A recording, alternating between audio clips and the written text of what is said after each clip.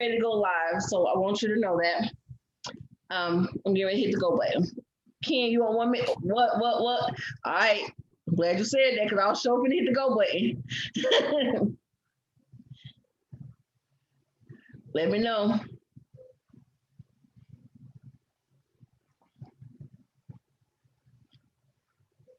Don't even think about it too hard. Just be ready.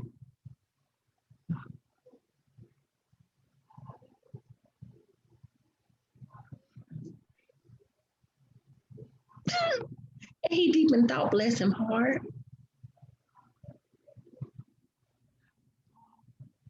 You ready? Cause y'all know y'all finna act up. Sure. Oh, y'all finna act up, and I know y'all are.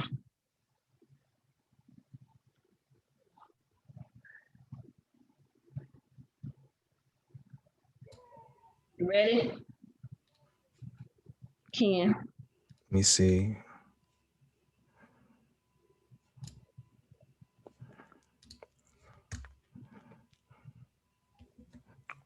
The fuck? Look. All right. I think I can hear. Can y'all hear me? Yeah. Okay. Definitely hear you. I'm trying to figure out what happened to my screens. My screens is missing. Hey, gentlemen. So before we get started, first off, appreciate everybody coming up here and taking time to do this. So I'm not gonna give y'all the questions up front because I want your honest reactions. So the rules of the game tonight, super simple. I'm gonna ask the questions, the order it's gonna go in: Stan, Mojave, and Wendell, straight in that order, every time. If you disagree with the point of another man that's talking during the stream, there is no respect that person's opinion. Jump in, speak your truth. And if I have to jump in and moderate it, I will. I got the mute button. I will mute your ass because I love y'all. I will mute that ass, but solely long enough for y'all to get back in somebody else's ass, because that's what I'm here for tonight. I'm going to be asking questions. Periodically, I might give an opinion, but I don't have the intentions of really doing all the talking tonight. That's what you gentlemen are here for, to give them the truth. Last thing I'm going to tell you, I don't know how many of y'all are familiar with Kevin Samuels, but there are some Kevin Samuels asked questions that I have listed for y'all. So answer the damn question like a grown ass man. Don't try to be politically correct. If you do, I will call you out. I know at least 2 of the 3. Mojave, now that I see your face, I know you too. I will call you out too, brother. I love you to death. Ow, ow, all that good shit. So on that note, I'm good, sis. Let's get the likes up. Oh, my bad. Shout out to the blue in the building too. You know, gang, all that good stuff. So, sis, I'm good. Let's go. It's a party. It's a party. Oh, indeed. And I want the smoke. All of it. Since you asked, we will blunt you out, bro. I appreciate it. I genuinely do. Let's go. Don't shake your head, Michelle. You knew this was what you were going to get. We can't hear you, Michelle. I need you to get off mute though. You can, you're muted. But you know. There you go. You know, Kevin all of says, us from a different I'm with the shits. There we I go. planned this. You right, I did. I'm with the shits. Y'all figure out who I am. I'm gonna get my drink. I'm gonna sashay myself to the side, and I'm gonna watch y'all go ham. I have no lies to tell, none. Because everybody who I said of the crew that I invited said, "You really meant? Did you mean to do that?" Yeah, I did. They say you strictly meant to do that. Yeah, I did. Let's go.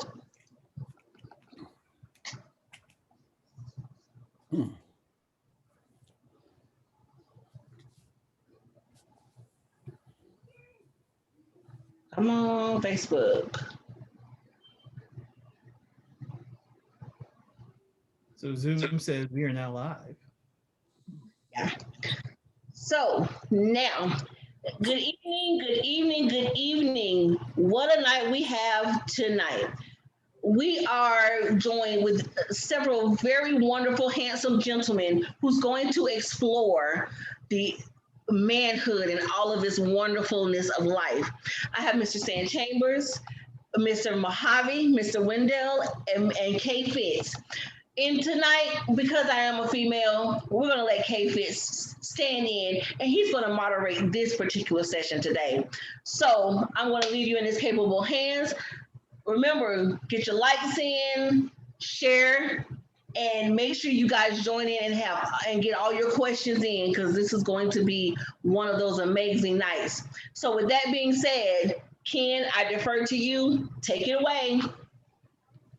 Are you sure you want to give it to me? Are you positive? Ma'am, I don't. And she went off camera too. Wow. Yeah, She went off. She has removed herself completely. So you know what? You know what? No, we're gonna give it. I know what I was doing. I'm grown. I'm a big girl. Yo, first off, hey, you got that. Hey, look. So first off, before we really get into it, I'm gonna give it a second because right now I only see like 2-3 eyes, and that ain't enough because we about to come with it. So here's what I need right now. If you are currently looking at this live, I'm gonna need you to share this, and I don't mean in 5 minutes. I don't mean in matter of fact, 5 minutes is good enough. I need you time now to start sharing this because we are about to come with it. I ain't got a better way to say it. So look, I'm gonna give y'all a couple. Okay, now we at 4. That's wonderful. That still ain't enough. I need y'all to get this higher. And by the way, as y'all come in, please make sure you hit that like button. Hit the likes. Yeah. Get my likes up. The like button. Get my likes up. Get my likes Hit up. the like button. Come on, You know the vibes. Free, likes are free. You know the vibes. Hey, look, we talked about this a couple weeks ago. You know, we get told all the time, hey, I need your support. I need your support. But guess what happens? As soon as you tell somebody, I need your support, I need you to do this, if there's a dollar attached to it, people don't want to put a dollar to it. This is free. So Absolutely free. If I'm giving it to you for free 55, I'm going to need you to hit a button for your boy. For your boys. One time. Yo, for real. Somebody tagged me with this on Facebook so I can share the hell out of it. For real. Like for real. Let's run it through. Let's make it happen. Get these likes up. Let's get it done. Let's get it done. This is your last chance. Listen, and I'm saying this for a reason. Oh, by the way, yo, shout out to Stan Chambers, H Standard. You got a fan in the crowd that said that the dude in the hat is fine. So shout outs to you. I don't like her. I know who she is. I don't like her. I don't care for her. You say, yo, hey, look, I ain't saying nothing. I'm gonna need help later. I'm good. With the angry face. Notice that. So that's where we are right now.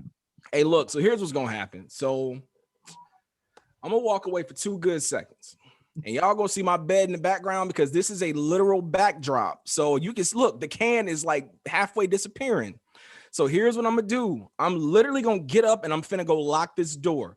The minute I lock this door, this kicks off. So if you got any friends that want to be here from Jump Street, now is the time. In the meantime, in between time, while I'm doing that, here's what I need y'all to do. There's a comment box over there. What I want you to do is to put the city that you are currently repping right now. I don't care where it is. You can put your hometown. You can put your place of origin. You could put Wakanda for all I care. Put where you are at right now because I want to know who out there is listening so I know that y'all showing you boys some love. Y'all know what I'm saying? We need that right now. In that comment box, I need you to put where you shot.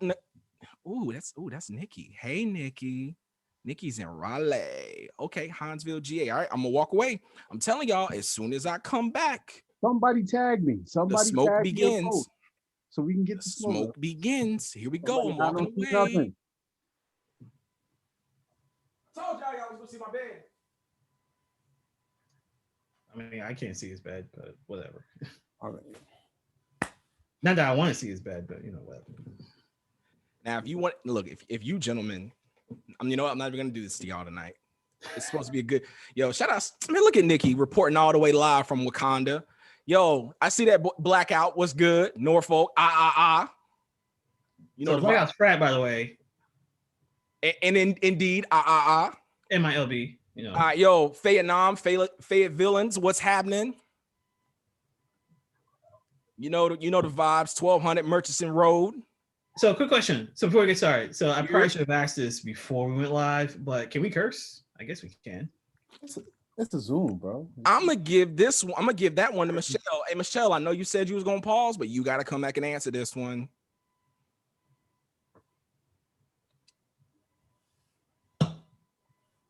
I mean, I could put on my work voice and not curse. It's cool. I tell you what. So since she's giving it to me and she ain't responding, gentlemen, you have the right to curse. However, only bombs not allowed are N-bombs. Period. Capital right. T, and there's a period at the bottom of the exclamation point. All right. Works for me. All right. Y'all ready? That works.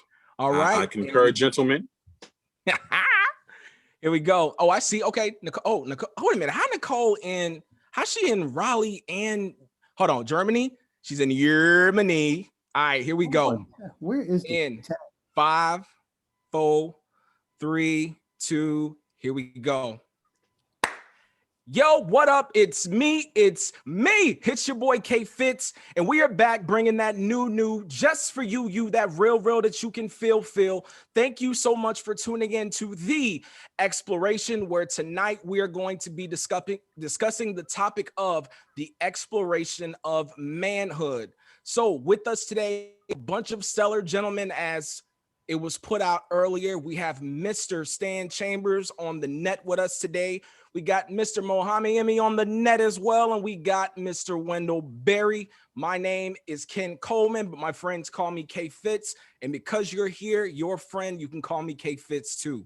So what we're going to be doing tonight, we have a series of questions that are broken down into categories that we're going to discuss.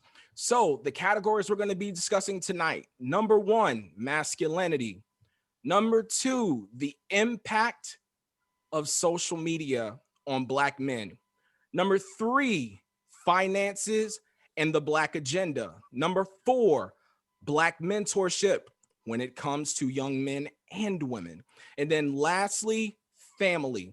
These are the topics for tonight. Now, based on how far this goes, we may get through all of these, we may not, and if we don't, we may have to go into a part 2 of the series. But for now, we're going to rock with what we are rocking with right now, and I can't wait for these gentlemen to get it going. So the way the rotation is going to work for this is really simple. We're going to start off. I'm going to ask the question. Stan is going to go first. Mojave's going to go second. Wendell's going to go third. There are no waiting for another person to finish.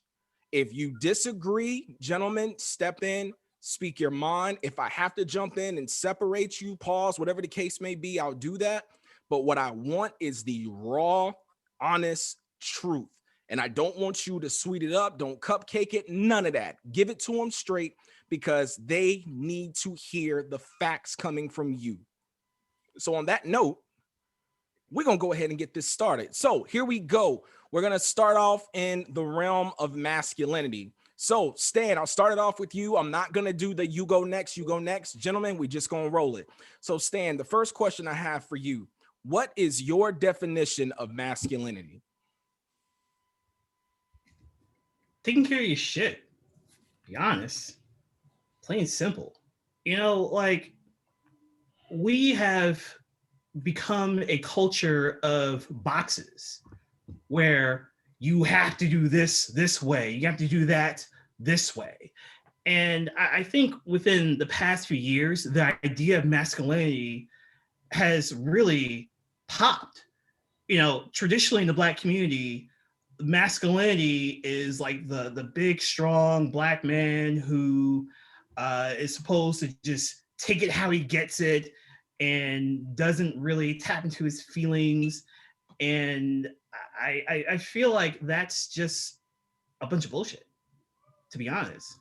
I mean, the idea of just sucking it up and get over it, I think is inhuman, and it really doesn't make sense. And so for me, when it comes to masculinity, it's so subjective that you can't just pin it on 3 or 4 things, because masculinity is defined by your upbringing. And so, I'm someone who grew up with 2 parents in a household. My parents worked. My father did what he had to do, and we didn't really talk about feelings and shit like that. And I mean, I came out fine, but at the same time, I feel like as a society, we define masculinity as being strong and just sucking it up and getting over it and moving on. And I think that's bullshit. And so I think masculinity really comes down to doing what you say you're supposed to do, whether it's family, whether it's work, whether it's with your friends. If you're gonna do something, do it. Just to hop in, um, I agree with everything that Stan is saying, but people more ascertain it to a role. Um, to me, masculinity is off defined by whoever decides that they want to define it. You are not stuck to any one definition of one thing that somebody is telling you about what it is. You define those things as they come to you when they come to you. And most of the time is through your nature and your nurture. You're always going to define by what you see as an example that's in front of you. Therefore, your father, the man around you, and everything else like that. But also in the same thing about masculinity, it can also be toxic by the type of culture that you follow. That thing in happening, like there's a difference between, I know that when I grew up a certain way around certain people, their form of masculinity was very toxic because it was more equated towards what was being given to us living in a particular space or neighborhood, what we would call ghetto or whatever, what have you. And so the idea and the limitations of the minds of the people who were men stuck to those definitions because that's what it was for them in that particular environment. As a person who's grown to be enlightened to understand myself, not saying I understand others, but myself, I understand that my masculinity is intimately tied to how I feel about myself as a person and what I do that reflects my character, my actions, and who I am as a being. That really speaks to my masculinity as a man. It's not just about my muscles, it's about my intellectual strength. It's about my will. It's about my ability to actually do something that I say I'm going to do, my word. All of these things actually constitutes more masculinity to me than anything else. So my father said to me, he's like, the most militant thing that you could ever do is take care of your family. And a lot of times we lose those definitions when we're trying to be everything that everybody else wants us to be. I define myself very much by what I think, how I feel, my consumption of things that are positive, that are good, that can reflect. It comes through my art, it comes through my writing. These things reflect of who I am as a person. I am very in touch with both of my sides, my masculine, my feminine. So I pretty much know exactly where I'm at. It's not just, I'm not saying that I'm not heteronormative because I am, but I'm I'm able to not just see who I am, but I can actually accept others. And I think masculinity is being able to be comfortable with yourself, who you are as a person, and still do the things that you say that you're going to do that makes people reflect to you and say, that's a man. He actually, that's what people do. I think men are better when they're able to actually stand up on their own two and reflect everything that's within them in a positive sense. All right, so I was taking some notes, writing a few things that had came to my mind, and masculinity really, at its root and base level, really is the essence of our nature. Okay, so we have obviously we do have masculine energy and we have feminine energy. The expression uh, of that energy in our outward engagement with the world conveys our masculinity. So it really is more about the essence of who we are as males who have progressed through boyhood and now move into the realm of manhood. And so that's going to be key, because as you mature, masculinity takes on different connotations and different expressions. I had the benefit of going through a rites of passage program in my youth, and there are 3 stages to male development, and each one of them has, in essence, a level of expression of masculinity in it. There's maleness, there's boyhood, and there's manhood. And as a simply in the malehood stage, that's what you come out of the womb as. You know, you as soon as you break the matrix, as soon as you pop out your mama's coochie, boom, we can tell just by the nature of your genitalia that, okay, this is a male child. And the essence, the maturation level of a male simply says, I need my needs met. We don't know how to communicate. We don't know how to use words, but we know how to cry. And we know how to express on a very basic level, I've got a need. Feed me, clothe me, keep me safe. These are my needs as a male. And unfortunately, there are many males who do not progress past that level in their own maturation, in their own development. It becomes a very self-centered, self-focused expression. And so when you get to the next level, because again, you can be a male, all you can be is a male. You know, you may never progress beyond the maturation stage of a male. But then beyond that is boyhood. And boyhood, the shift now comes from, I need you to meet my needs, to I want you to meet my wants. Mommy, daddy, buy me that. I want this, I want that. And there's an expression of masculinity there, but without the emotional maturity necessary to properly engage with the world, then the essence of boyhood becomes, again, very self-centered, self-focused. But then you can mature to the upper echelon of male expression, which is manhood. And at the manhood stage, now it becomes more of, how do I, instead of focusing on what I want and what I need, it becomes, how can I be of a benefit to others to help them get what they want and they need, knowing that my needs will be taken care of in the process. You know, so the highest expression, you know, like Mojave said, you know, is to take care of your kids. You know what I'm saying? The highest revolutionary action is to be a man, to be the expression of the essence of what it is to take care of your responsibilities. So, and unfortunately, not everybody ascends to manhood. And then there are those who may reach manhood who devolve back into boyhood or maleness. So that's the thing. And at each level, there is an expression of masculinity that tells the world who and what you are. So that's what I would say about that. Well, what that brings me to, Wendell, I think you made a lot of strong points. The question I'm going to go back to you on specifically, Wendell, is what can cause a man? So we've talked about the 3 stages that eventually lead you to manhood. What can put a man in a position to devolve back into a boyhood stage? As in, what happens around him that can cause that? Because in my head, there's a bunch of different variables, and I'm thinking more so in depth. Is there the potential that in corporate America, when a man doesn't perform to the highest level, when a man is with a woman and he feels emasculated, are there conditions that happen that make a man feel as if he's not a man, and thus he goes back into that latter stage of being a boy once again?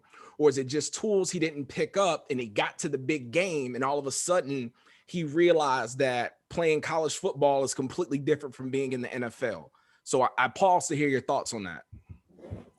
Well, the the interesting thing about that question is that it's never an either or. It's always an and, you know, it's always an and as, you know, as well. And it's an add on to. It can be the culmination of many of these variables, and each one of them carries its own weight and its own significance. In the military, you know, when you are promoted to a certain level, it doesn't mean that you automatically will stay there for the remainder of your career. You can behave in a way that causes you to lose the respect and the prestige of that position, and we call that a demotion. And there are many things that that can cause that to happen. You know, there's conduct unbecoming. There's insubordination. You know, there's absent without leave. You know, and all of these have a certain root in choice and the ability to respond to the situation at hand. And so we may find ourselves in situations where, you know, we're strong. Our manhood is strong in the realm of economy and making money and handling financial responsibility, but we may be woefully underdeveloped in the realm of relational responsibility. And so, you know, it's a decision that we make and a choice to step up every single day. And today I'm going to be a man.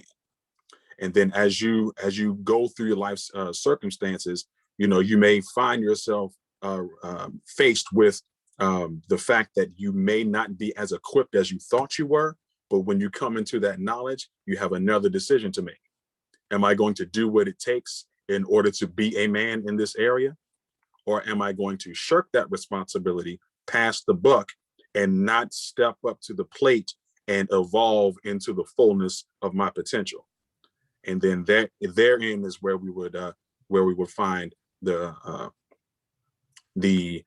ramifications and the consequences that would cause one to devolve back into boyhood or into maleness, as opposed to standing up and stepping up and continuing every day to walk in the mantle of what it is to be a man. I think part of it, I think a lot of it actually is, and by the way, Wendell makes some excellent points.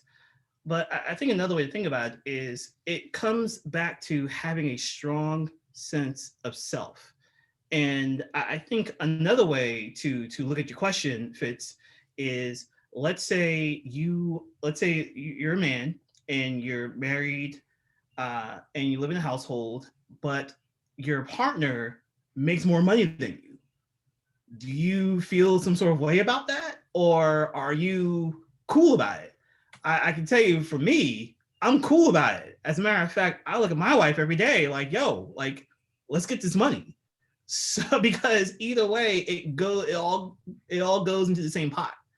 And so I think having a strong sense of self um, allows you to be firmly grounded in in just reality, to where things don't whether it's changes in income, changes in situations, whatever the case may be, they don't redefine you. And I think as a society, you know, there's so many things out there that force us, or force most people to sort of redefine themselves. But I think part of manhood not only involves taking your responsibility, but being grounded in who you are as a person. And so for me, I'm someone to where, like, look, if my wife makes more money than me, I'm not going to feel any sort of way about it. If my wife decides to take the lead on something that is traditionally a male responsibility, I'm like, yo, like, I'm all for it as long as it gets done. And anyone who knows me knows, like, I don't care how it gets done. I don't care who does it, as long as it gets done. And for me, I'm confident in myself to where if my wife takes on a traditionally male assignment, if you will, if she gets it done, I'm like, yo, I'm good with that. As long as it gets done. That's all I care about. As long as it gets done. I mean, to answer your question, Kay, there's a couple of things that would make people devolve. And a lot of times when we think about manhood, we think about these different things like Wendell had talked about going through a rites of passage program. That's not readily available for everybody in the community. And I wish it was. Actually, that's something we actually probably need to do to actually connect people to the different ideas of what happens. But when we're talking about identity and how people find themselves, like, Stan said, it comes with a strong sense of self. We get lost when we think that our identity is tied to somehow it's money, it's economics. We lose ourselves when we're not dealing with ourselves emotionally, or our character or our spirit. All of these things are important. There's no coach for that. There's no one who's going, you can go to church and church will teach you this, it'll go that, and it's all supposed to come into play. But really, the strongest things is having direct people who are showing you exactly what's supposed to be happening. So the development happens where, and I'll just talk about myself, can't talk about anybody else. When I worked for a university, um, I experienced some of the worst forms of white supremacy that you could ever experience. And I didn't know how to respond to it because I didn't have any allies. I didn't have any mentors. I didn't have anybody really to help me or assist me in saying, when they do that, you do this. You should be reporting this. You should be recording this. You should, every time that this person talks crazy to you, you should be writing it down, right? I just thought to myself, like, this person just talks really bad to me. This is it. I didn't have anybody to really tell me anything. So later on, years later, experiencing going through law school, all the different things to figure out exactly what's going on, I realized how tragic and fucked up it was. Excuse my terminology, but it was, because I didn't have that. And literally, I went through a depression because, like, I felt like the person really put it into a thing. Like, there was people working together to try to make me have a certain type of experience, and I didn't know how to cope. So I kind of devolved from my normal self. Like, I took myself from doing things that I knew I had the ability to do to doing the things that were easy for me to do. No, doing things that I thought was just like, like I can do this anytime. Like, it doesn't really take any concentration, or I think they're going to give me this type of job. I'm only going to make this amount of money, instead of making the amount of money that I was used to at that time and knowing exactly what it was. To me, that was demoting myself based off of what actually happened to me. And so the environment, because I had never been in a situation where whole departments were after me, like on every single thing that I did, where people were sending notes through and say, yo, whatever he does, check his whatever he's doing 3 or 4 times. Right. And the funny thing is that what I know now, too bad I'm past the statute of limitation, I could litigate the fuck out of these people because they literally did something wrong. They actually did something wrong that violated the laws in New York State, violated any type of, there was professional bullies. And so I devolved in that point because my devolving was not feeling that I deserved to make the type of money that I deserved. And then if you pair that with someone else, when we're talking about environment, with a partner or a mate that literally didn't support you and let you be in your misery because it made them feel good to know that you're not being successful so that they can come in and do certain things because hurt people, then you suffer.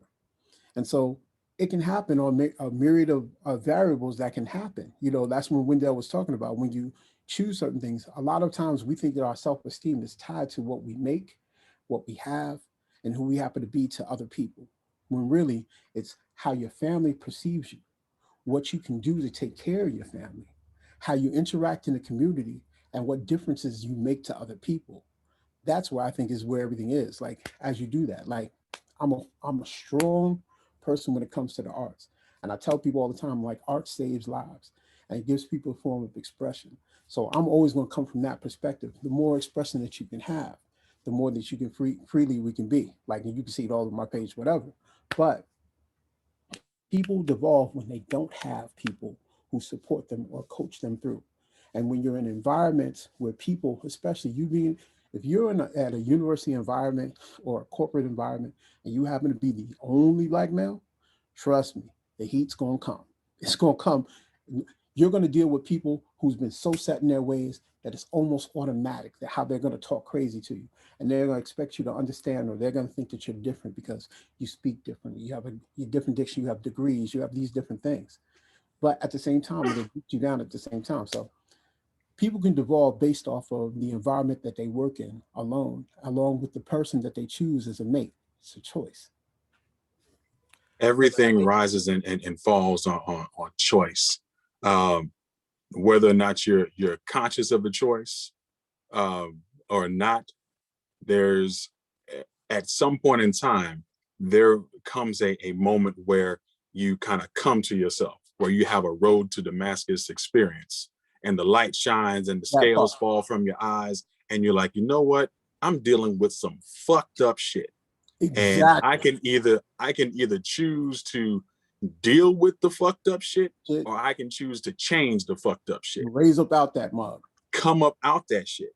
So as a man, it is incumbent upon us, because we know that the way just in nature that the male nine times out of 10 is responsible for a whole lot more than just himself. Mm-hmm. And so we have to, when we have those epiphanies, act on them. And sometimes, it means reaching out. Sometimes it means humbling yourself. But whatever it is, you have got to meet obstacles with action. Otherwise, you've got stagnation, and then there's no such thing as stagnation. You are either progressing or you are digressing. But hold on, let me add to that stagnation part. Some people treat stagnation by self-medicating also. Mm-hmm. They'll smoke, they'll drink, they'll do whatever they do in their stagnation, not knowing that they're supposed to actually find people around you. Like, the funny thing is, like, my father said this to me when I was 25 years old. He said, if you're the smartest person in your circle, find another circle. Find another circle. Big facts. And so to me, I surround myself with super creative people, right? And most people think I'm the leader of the pack, but I'm like, no, I'm really just guiding, because there's people who are way more talented than me. I just happen to have ideas for this. And I know how to walk in this direction because I learned how to raise up out the bullshit. Because of that, when my stagnation came and I was depressed, I was with someone who completely loved me being stagnated, depressed, upset, and love take advantage of that. And me not understanding my emotions as a male, not being able to come to somebody, not seeking out professional help, not doing any of that stuff, caused me to be in my situation until I chose to do different. I had to raise up out that piece. That's why what Wendell is saying is so important. You have to find people who are going to help you. If you got people pulling you down, get from around those people. It is not going to help you. You got to do better. Hey, gentlemen, I'm gonna tailor it right here. So the key thing I want to say before we move on to the next topic, something I was taught in ROTC. So it was sophomore year, Fayetteville State, 2007. I had just came from the field, and my commander looked me in my eyes and he said, "You didn't have a good day out there today. What's going on with you?" And I told him that I don't know what's wrong. I'm just not performing at the highest level today. And I don't know. I feel like I need someone else to kind of coach me and teach me through. And he looked at me and he said something that has stuck with me the rest of my life. And what he said was, for Black men in modern day society, for most Black men, the only life coach for life is life. So I'm going to say that again for those that are out there listening. For many Black men in modern day society, the only life coach for life is life, meaning that they literally have to do everything by trial and error to eventually become the person that they desire to be long term. So I'm going to curve this one, gentlemen. We're going to move to the next question. So Stan, we're going to go back to you. My question for you is, we talk a lot about masculinity. We talk about the strength, the power, the integrity, the leadership that a man is supposed to provide. And all of us learned a lot of this along the way as life progressed. But the key question I have for you is, who taught you to be a man? It's funny when you're the first person who has to respond to a question, because you don't have the luxury of feeding off of other people. Who taught me to be a man? I mean, it's never just one person.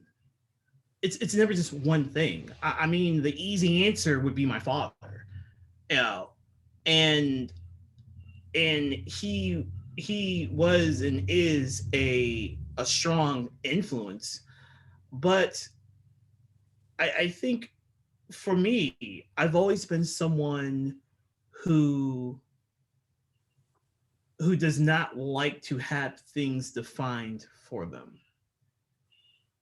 And so I think about my upbringing, and I think about how I was teased as a kid because I talked proper. And the reason why I talked proper was because I had speech therapy from age 3 until high school. So in speech therapy, you're taught to talk proper, and which was funny because I was teased for that. And so since being teased, I have learned early on not to give a fuck about what people think or feel, and to really define things for myself. And so when it comes to manhood, I just see it as an extension of who I am. You know, like I grew up in New York City. And so in New York City, there's a million and one things to influence you. And um, you know, I'm someone who likes to soak things up like a sponge. And so a lot of times, like people who know me, like I'm sure they get the sense that like I'm someone who likes to jump into things, but in actuality, I hang back a lot.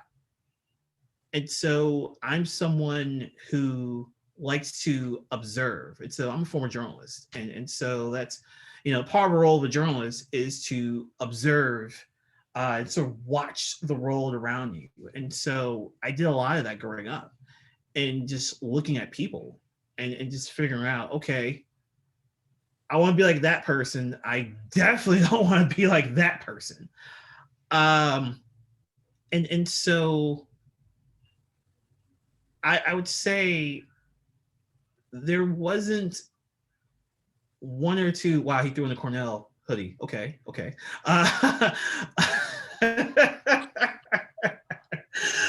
So okay, focus. So when it comes to manhood, um, I would have to say my parents. You know, um, anyone who says that anyone who has a strong female figure in the home and says that they didn't learn some elements of manhood from them, I have to say they're a fool, because at the time you're growing up, you don't know any better. You don't know what manhood is. You just know what you see and feel. And so part of it is my parents. And so I have to give my mother props as much as I give my father props. But at the same time, I have to uh, give my element, sort of my environment, props as well. Um, you know, grew up in Brooklyn, New York. Shout out to Brooklyn, and there's so much to soak in and absorb. And like I said before, you when you sit back and observe, you just learn what to do and what not to do. And it just goes back to my earlier point, where manhood is taking care of your shit.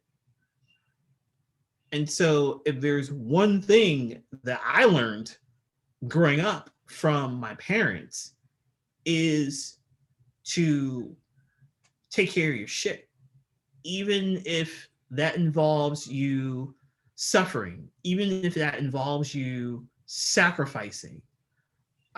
It's cool. Like I'd rather have the lights paid than to have that nice brand new sweater. And that's one of the things I've learned from my parents. So I'll just leave it there. All right. So Hey, hold on, Mojave. I'm sorry, brother. Before you go real quick.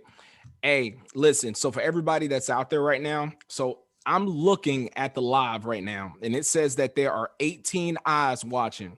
I appreciate every last one of y'all that are listening right now.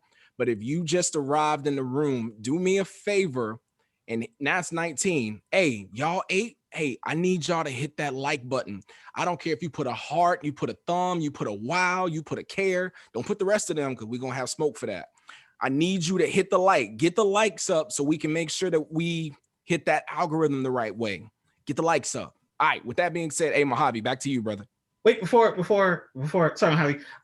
But I'm looking at the chat, and the one thing that's sticking to me right now is Kayla's comment, where she said, "I got checked for not code switching and not changing my vocabulary based on my audience." Let me tell you, I don't give a flying fuck what people think or feel about me. Like I'm a guy who wears bow ties. I'm a guy who my wife says my pants are a little too tight. Uh, you know, I don't care. I don't care. he doesn't care. But that's another thing about masculinity. That's exactly so. Like my pants might be a little too tight, but let me tell you, I am just as happy the way I am, and I am 100% straight. And if you think I'm a little metrosexual or this, that, and the third, I don't give a fuck. Like I haven't given a fuck for at least 20 years. and so when it comes to masculinity, like the big thing is just owning your shit. And again, like I'm someone who was ridiculed for speaking proper in high school. Let me tell you, being teased in high school is a tough thing to go through. Bro, let me hop in because Go ahead. because you was going and like you, I had a speech impediment. I went to speech, and I had to go through the same thing. And most people, when I tell people, "Oh yeah, I had a lisp and a stutter," people go, "Really? You had?" I'm like, "No, really, I did. I went to speech. Mm-hmm. I really did." I underbite. Yeah, same thing. So it's remarkable that we have this similar experience that we're talking about with it. But I didn't want to, I want to make sure that I curtail my thing, so I put a timer on myself. However, my main thing when we're talking about learning masculinity, learning who you learn to be a man from, you're always going to look at the first person in your life, which is your father. I felt really bad that I didn't really listen to my father as much as I should have, because I felt that the actions that he took were kind of hard. But now, as I understand, given the history, how he was treated, he left home at 17. So he had to learn the same thing that what K Fit said, that life, he had to go through all the ups and downs, everything else that was happening on. And then, he gave up scholarships. He made a lot of sacrifices. He had a scholarship to Juilliard that he gave up. He was a studio musician for Dionne Warwick and Isaac Hayes. He did a lot of stuff that he gave up for his family. And I didn't really understand what that meant.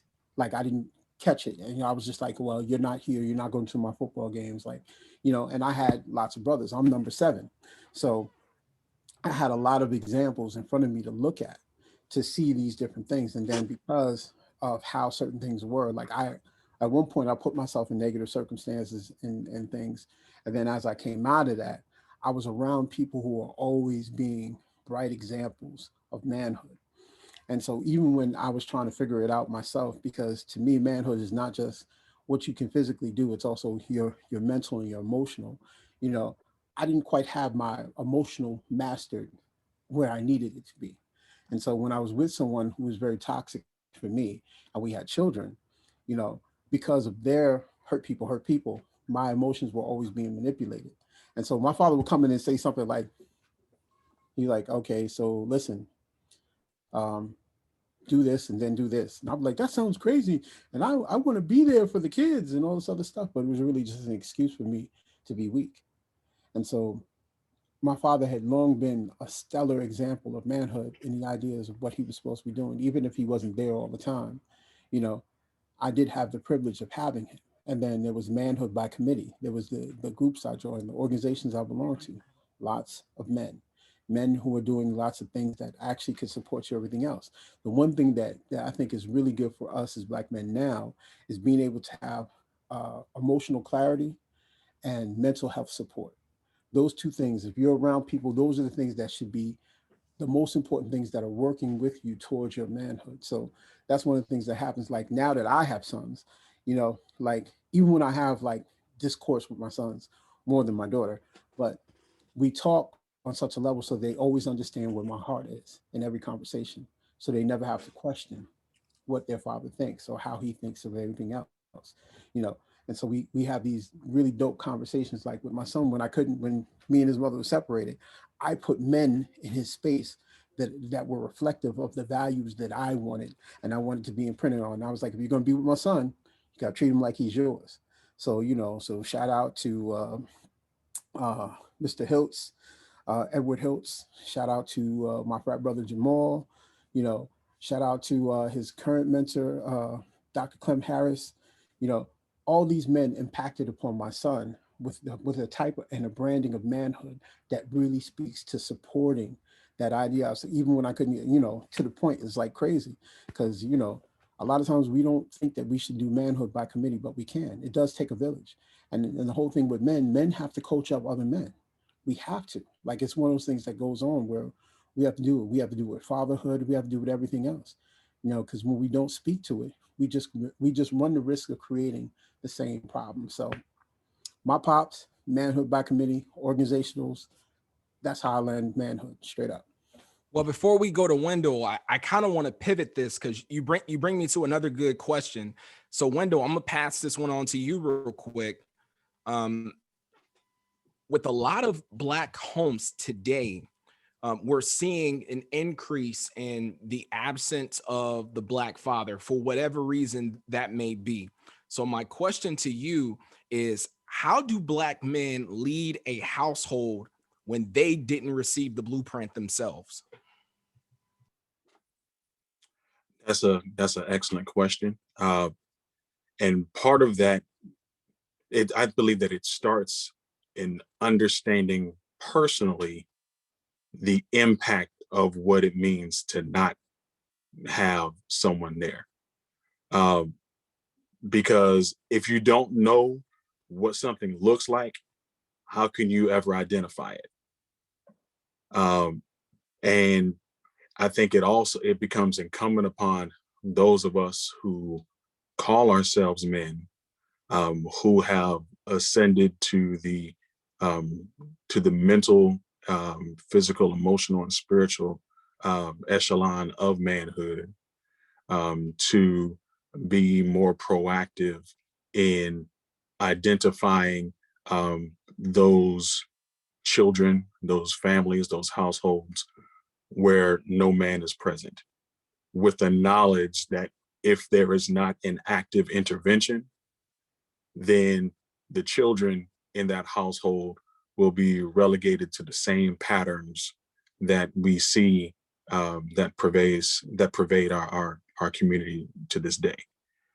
So again, that is the action aspect of manhood, identifying an issue, a problem, and then proactively seeking a solution, and availing yourself to be a part of that solution. Um,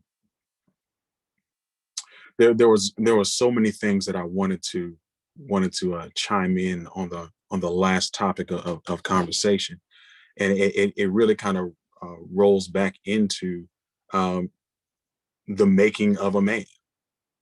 You know, and it takes men to make men, and unless the men that do exist extend themselves to the community at large, to their general community, to their sphere of influence, in a way to help navigate another, boy through the maze of life, so that they can come out on the other end as a man, then to a certain degree we are culpable in their demise. So we have to we got to be the change, right? We hear the cliche, we hear the saying, be the change that you want to see. Well, doggone it, we are in a world and in a state as a people and as Black men that we are a rare and dying breed. And if we do not do something about that ourselves, we can't, you know, say, man, I feel sorry for all the young kids that came up behind me who, who their pants sagging off of their behind all the way down to the ground and have no, direction on what it means to be a man, when you could do something. And it takes a coalition. You to hold on, Wendell. You got to hold that point. The next question after this is going to get into what you were just talking about. So that point specifically on sagging pants and the current image of the Black man, please just hold that one for now. I'm gonna let you give all the smoke you desire. Just give me a little bit.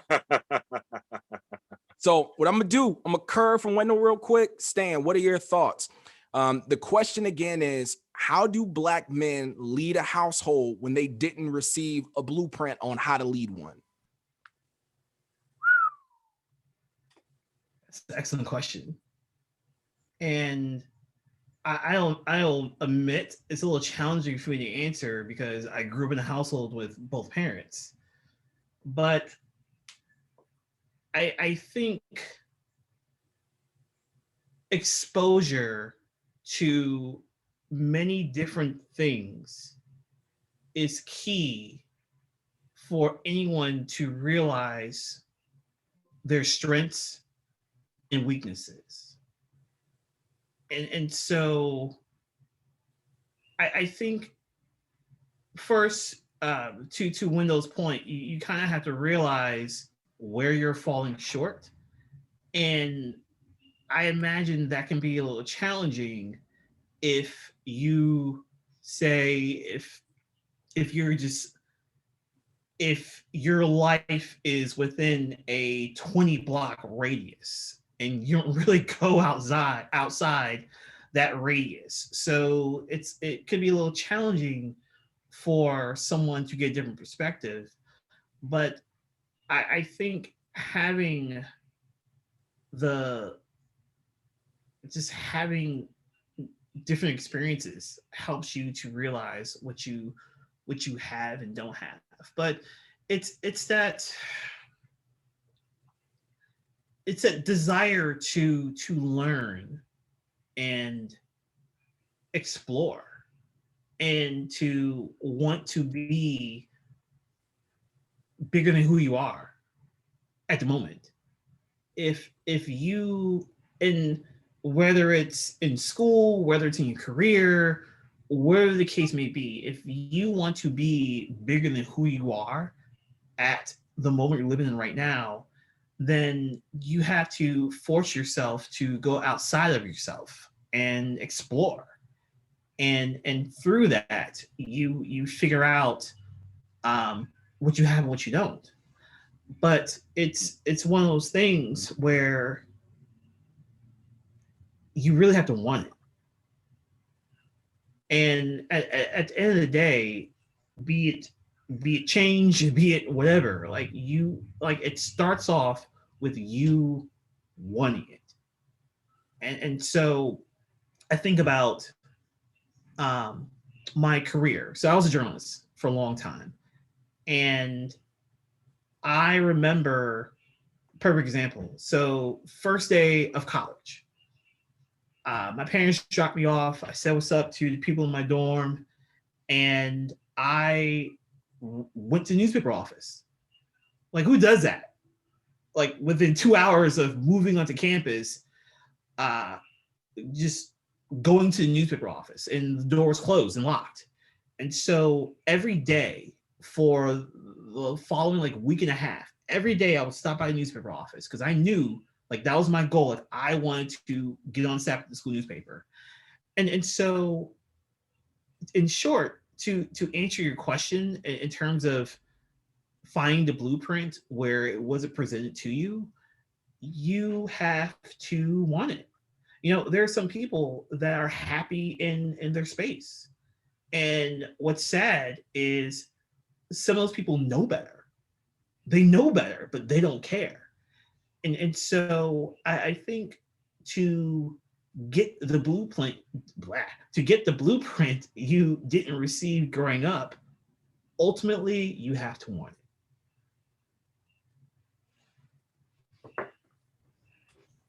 So I'm just gonna hop in on tail end of Friday's conversation. Um, it's entirely, it's not impossible. Nothing is impossible to lead a household if you don't have the prerequisite tools that were granted to you. And kind of like when Dell was talking about, like if you're not, you can be culpable if you're not trying to help someone else try to lead the thing. It's like the blind leading the blind. And a lot of times when people become enlightened or come to terms with themselves and they're able to be comfortable and move around in a certain area, they kind of keep those things to themselves and they only seek out people that are similar and they stick with them. And they go for that. They build whole communities based off of these specific, traits or anything else. And anything outside of that, they get xenophobic and don't do anything else. Oh, you didn't grow up in the right economic situation and can't deal with you. Oh, you're this, or I don't like your sexuality, or we use all of these boxes to, like as Stan said, boxes. You use all of these boxes to separate people. And really, the best thing that you can do is push all the boxes together so it becomes one. So you don't see anything different. So when you're in a household, if you can find someone who can teach you, like one of the major things that we have in this community is the lack of financial literacy. We have nobody teaching financial literacy. We have no people teaching life skills. We have no people teaching any of these things unless someone is in your family teaching it to you right now. So a lot of us, life is the thing, like you said, we stumble through life trying to figure the shit out and we don't. And so when we're trying to figure out, we have to go through all these traumatic instances, hurts, pains, bumps, bruises, trips, falls, all of it, just trying to figure out who we are, what we need to do, how we assert our purpose, and then figure it out. So when we get into households, 9 times out of 10, we know that we want a roof over our head, we want the lights to come on, we want the heat to come on, we want our showers to be hot, we need something in the refrigerator. Some of us can't even cook. Some of us can't even cook because we didn't learn it. Those transient skills that are happening because there is no manhood training school. You know, there is none. Like you literally have to learn from people who are around you that could teach you these things. Yo, And nine Mojave, times, Mojave, I'm sorry, man. Let me jump in real quick. So this question, solo question, directed to you because I think you just hit on something really powerful. So I know in a lot of households, there's a stereotype that for young women, they have to know how to cook, they have to know how to clean, they have to know how to take care of. I'm talking overall stereotype. I'm not saying this is facts. I'm just going off the stereotype. no, I'm not saying it's facts So, either. I'm just right. disagreeing with my head. So my question to you then is, if there's these basic skill sets that a young girl is expected to learn before achieving adulthood, what young expectations do majority of households have for young men before they reach manhood? And do those skills that young men receive, do these skills position young men to be the leaders they need to be when they get out in the real world? Okay, so real quick in a hurry. Number one, stereotypes are stereotypes. They're not for anybody. The shit that we actually believe in and subscribe to is actually utter bullshit, and we should never listen to anything that anybody tells us, whether it be in our media, or social media, our environment. Fuck all that shit. It's bullshit. So when everybody's sitting there talking about, oh, you should be doing this. No, I shouldn't be doing that. I shouldn't listen to shit you should say. I should listen to myself. I should actually read a book and actually go to a library and actually put some things together. But these are things that we have to figure out. Young men, we like, I think that some people feel like they should love their sons and raise their daughters. I think that goes on. I'm not talking about anything else but anybody else where they'll love their sons to death and not give them any expectations. Then they're 18, push them out into the world, and then they don't know shit and they run around bumping into things and fucking things up and making things pregnant. Then you have sisters where they're telling everybody, hey, listen, you better learn how to do this. You better cook, clean, all this other stuff, when really the expectation is that everybody needs to learn it. There should be leadership training and stuff, and you're showing people exactly what they need to do. Like I learned how to sew. I don't know about anybody else. You got a hole in it. I'm not buying you nothing new. You get that needle and thread. I'm gonna show you how to do this and fold this and put this together. You better learn how to wash. Listen, my kids, I do all the laundry. Why? Because I like it. It's my zen. It's my shit. I will wash clothes like nobody's business because I like it. And nobody can tell me anything different. Won't do dishes though. Don't do dishes. But vacuuming and all that stuff, I'm domesticated. I'll be like, listen, one of the best things you can do for a woman is be like, listen, you know what? I could buy you roses or I can clean your toilet. Which one you want? Which one do you want? I'm the chef in my household. Yeah, you know, and I cook. Look, I ain't get to be a big boy for no reason. I cook. Now, Yeah. A lot of these things that are happening, you know, you go to your kids. Like, my kid comes home from school. The first thing he's like, "What are you making me to eat?" He says that with his big 8-year-old self. He coming in with little curly head bumping around. What are you making me? Because he's used to his dad cooking. He knows. He will be like, "Are you going to make this?" Because I get it popping in the kitchen. I do not play. But these skills should be across the board. It should be a unisex thing. Men should be prepared for everything else. That's why I was like, financial literacy, like we really have to get to the point. Like the one thing that pisses me off, I'm gonna say this, and I don't, no offense to any other D9 organizations, they spend way too much time being separate from people. When we say, yo, what would happen if we all pooled our resources and pulled our programs together and just worked in our communities and did some real shit together so people can see it from all, and you got the financial thing locked down, you know, like one of my OGs is a capper. He puts information in my ear that makes my eyes light up all the time. Like he tells me amazing things, and he doesn't have to do it, but he does it. He's like, listen, it's not about me. It's not about Cap outside. It's about what we can do as Black men. Why aren't we doing that? What happened?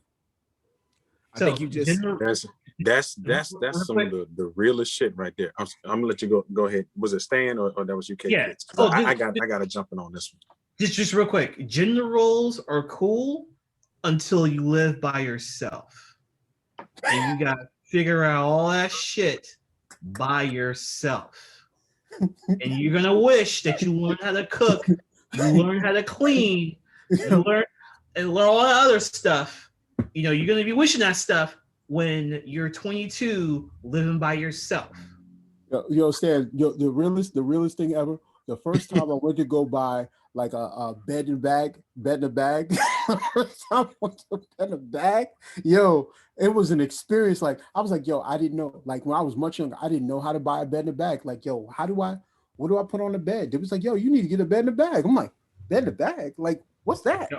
Yo, real quick funny story. So this was for those who know me and my wife, this was pre-Amanda. So let me just state that. So I'm at this girl's house and I'm cooking. That man trying to cover his ass. You got to, because she's in the other room. Like, yeah. So I'm cooking noodles on stovetop with a glass bowl. And so I'm cooking the noodles and I'm like, you know, like she's impressed that I know what I'm doing. Meanwhile, I'm just figuring the shit out as it goes along. And next thing you know, the glass bowl explodes. Yeah, this really happened. And so now here I am at, you know, the house of this chick I'm trying to get with, and I'm trying to you know, impress her by cooking and shit, and the fucking bowl explodes. And I'm like, I don't know. Like, what do I do? So now, had I learned how to cook growing up, I would have learned not to put a glass bowl on top of the stove. Yeah, lesson learned. Lesson learned. You know, that's. I mean, it's funny, but that's real because we get these asinine expectations of who should be doing what, and like you said, when you're on your own and mama and daddy ain't there to do it for you, life will come and put its foot in your ass, and you will learn, you know what, the law of the price tag. You're gonna pay the price, or you're gonna pay the price for not paying the price. So something that I wrote down while one of the previous topics was being discussed is that many males are set adrift on the sea of masculinity, hoping to make it to the shores of manhood. Many lose their bearings and get lost in the doldrums of life and perish on the rocks of maleness. Others get caught in the storms of life and are sucked down in the maelstrom of boyhood. But a rare few navigate their way to the safe harbor on the shores of what it is to be a man. But the problem is, it is our responsibility as men not to set them adrift and at sail without the benefit of a navigator. And that's our role. So when you were saying who taught you how to be a man, just circling back to that piece there, for me, Levy Berry, Elder Floyd, Fairbanks Berry, Call them out. Elder Prentice, Elder Prince, and the various number of men who were in my neighborhood, in my church, who were in various aspects of the arts that I had a chance to look at and see in the fullness of them walking as men. And it gave me pictures that I could emulate and that I could aspire to. And now I stand here as a realized man that is still striving to go to the next level of manhood. I'm trying to evolve to, like Super Saiyan God status. I'm evolving from man status to Superman status to God status. Because just because you get there doesn't mean that you've arrived. So man, we got to do this damn thing. We can't let these boys go through life without a picture of what it looks like that they need to aspire to become. And then when it comes to our girls, I agree 100%, Mojave. We love our boys, but we raise our girls, and we love, and you actually said it, we love our boys to death. And that's exactly what they do. They die because they can't survive on their own. And they look to fill in the gaps left by mommy. And if daddy was there, by daddy. Oftentimes, if daddy isn't there, they look to fill those gaps with women who they are ill-equipped to maintain with any degree of proficiency. Ooh.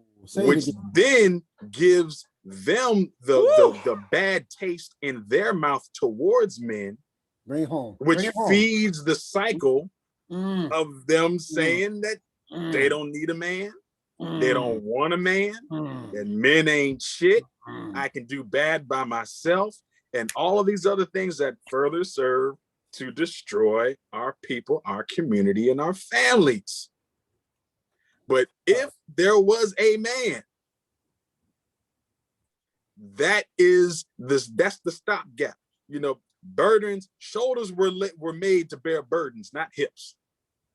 I'm gonna say that again. Whoa! Shoulders are made to bear burdens. Whoa! Hips are not. Whoa! So doggone it. Throw that out there. Bring that back. Stand up. We got to stand up. We have to shoulder the burden of manhood so that she can take it off of her hips, because she already has a responsibility. Listen, that's the realest. Hey.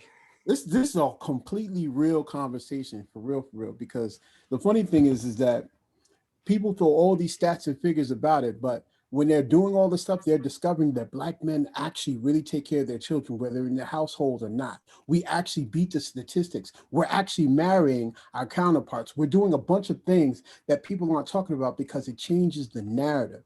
And so when you have brothers who are actually out here doing it, and you can see them with your own two eyes, you watch them. Like, the funny thing is, I don't have to tell you about how Stan raises a child, because I know how he raises a child.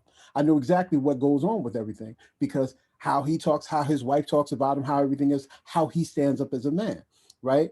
When Dell is sitting here talking, he was like, yo, I gotta feed my kids. This is what it's real stuff. And then he's talking, he's bearing all this information and knowledge. Like, when it comes to me and my kid, I tell people all the time, you're gonna see me with my kid. Like, if you see me without my kid, it's usually because I got rid of him or for the day or something. But like, his activities are most important to me because it's how we pour into each other that gives us the results that we need, you know, and literally, like, I go through this all the time. Like, when it comes to my older brothers, like my older brother, they didn't really have the benefit of my mother, right?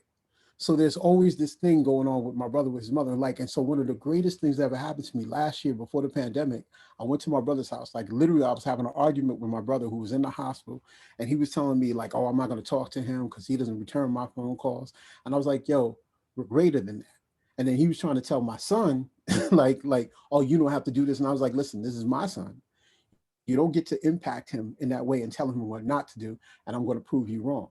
And so I took my son to my brother's house, and my brother told my son, he was like, listen, if you want to get to know me, come sit with me in my trade, what I do. This is how my life works. Let me show you who I am through my hands and what I do.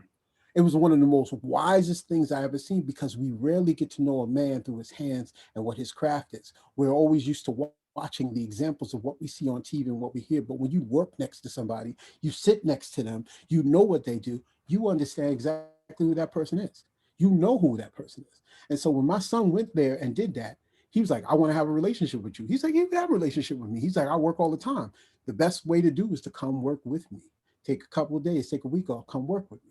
So you can learn what I'm doing. I can show you my trade, which is one of the greatest forms of love that you can show somebody, by telling them exactly who you are. Now, the other thing that happened is my brother, when my grandfather died, my brother got all my grandfather's effects. My brother gave me 20 years of information I didn't know anything about at all. It was one of the greatest things that ever happened to me. Made me really effing mad with my mother, because it was stuff that she didn't share because she didn't feel like she needed to tell me. Now, we as men, we have to transmit our manhood. Like, we have to do certain things, even if we don't know that we're being watched. We have to be examples, because when we fall hard and mighty, and everybody sees it. Brother, So say that again. We as men have to transmit yeah, we our have to transmit, manhood. we have to transmit our manhood. We have to radiate. We have to put it out where people see us and they go, "That's a man." They go, "Okay, I see this man. This man is loving on his kids. You see how it is." You know, we can't be afraid to show love. Like, one of the greatest things that ever happened to me also is, me and my son, we were taking a bus trip. My son was like 19, and he leaned on me and went to sleep. And I know people were like thinking, I was like, I didn't care what nobody said. This is my son. My son felt comfortable to lean on me and to go to sleep. That's love. He's a damn near grown man, but he's like, that's my dad. I'm gonna go to sleep on my dad. You know, Mhm. and I was like, I dare somebody to say something. You know, I wanna throw something in here real quick. So it goes back. You talked about, one, leading by example, and two, I remember Wendell saying that what they see is what they will be. So I want to give a quick example. So for those who don't know, I am an active duty Army officer. And back in 2016, I commanded the 44th Chemical Company. And during that time frame, just to give kids an opportunity to see what their parents did, I had to bring your kids to work day embedded in our schedule at work. So my son, who at the time was 3 years old, I brought my son in. And when I tell you, it was amazing to me, because my son, I went out, I bought him a little Army uniform, and my son showed up and he took my place in the formation as the commander. And it was amazing because I let my son walk up to the front of the formation, and my son called a Army unit to attention. And the sound of everyone saying no fear, because that was our motto, no fear. My son called this formation to attention. 106 men and women stood to attention for a 3-year-old boy. And after he walked away that day, when we got in the car together, at the time, my son he wasn't perfect with his speech, but he was learning words here and there. And I said, how did you enjoy it? And my son said 3 words to me that have stuck with me ever since. He said, I want to lead. And after my son said that, ever since then, I've been grooming my young man to one day lead whoever it is he wants to lead, whether it's soldiers, whether it's in corporate America, whether it's him wanting to be an entrepreneur eventually. We have to put these kids in a position to where they get to stand tall in front of others and to let them see this is what you can be. Because a lot of times, I'm going to say this, and for some men that may be listening, this may sound like shade, and it's because it fucking is. So here we go. For a lot of you, and apologize in advance, but sorry, not sorry. The only time your kids really get to see you being you and your element at home is when you're sitting in the Xbox playing 2K or Madden. They don't get to see daddy sitting in front of a book reading. They don't get to see daddy in his room folding clothes. They don't get to see daddy washing dishes. And when they see that, when they don't see it, they believe that this isn't a dad thing. This isn't a father thing. This isn't a husband thing that's supposed to be done. So what happens is they never come back around to raise their hand and say, I want to do what you do. Because what I noticed over time, what I do, my son mimics. And I mean everything. Sometimes when I get mad, I have to make sure my son doesn't mimic bad words that I end up saying if I get upset.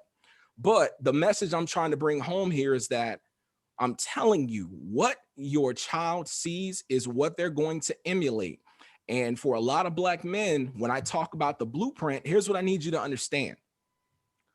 Right now, you literally are the blueprint for the young man or the young woman, based on how you treat the other woman that's in the house. You are the blueprint for that young man or woman that is sitting in your home right now.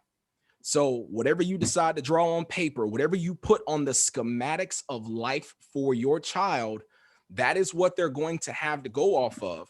And when they get around other people, they're going to lay out these schematics and they're going to build life based on your schematics. So if you teach them negativity, that's what they're going to build out in society.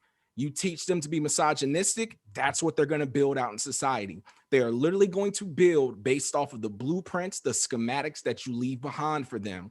So what I want you to do outside of showing them that you dropped 80 points on Madden, congratulations. By the way, if you can get to 120, you're trash. You probably need to be showing them, this is what daddy's reading right now.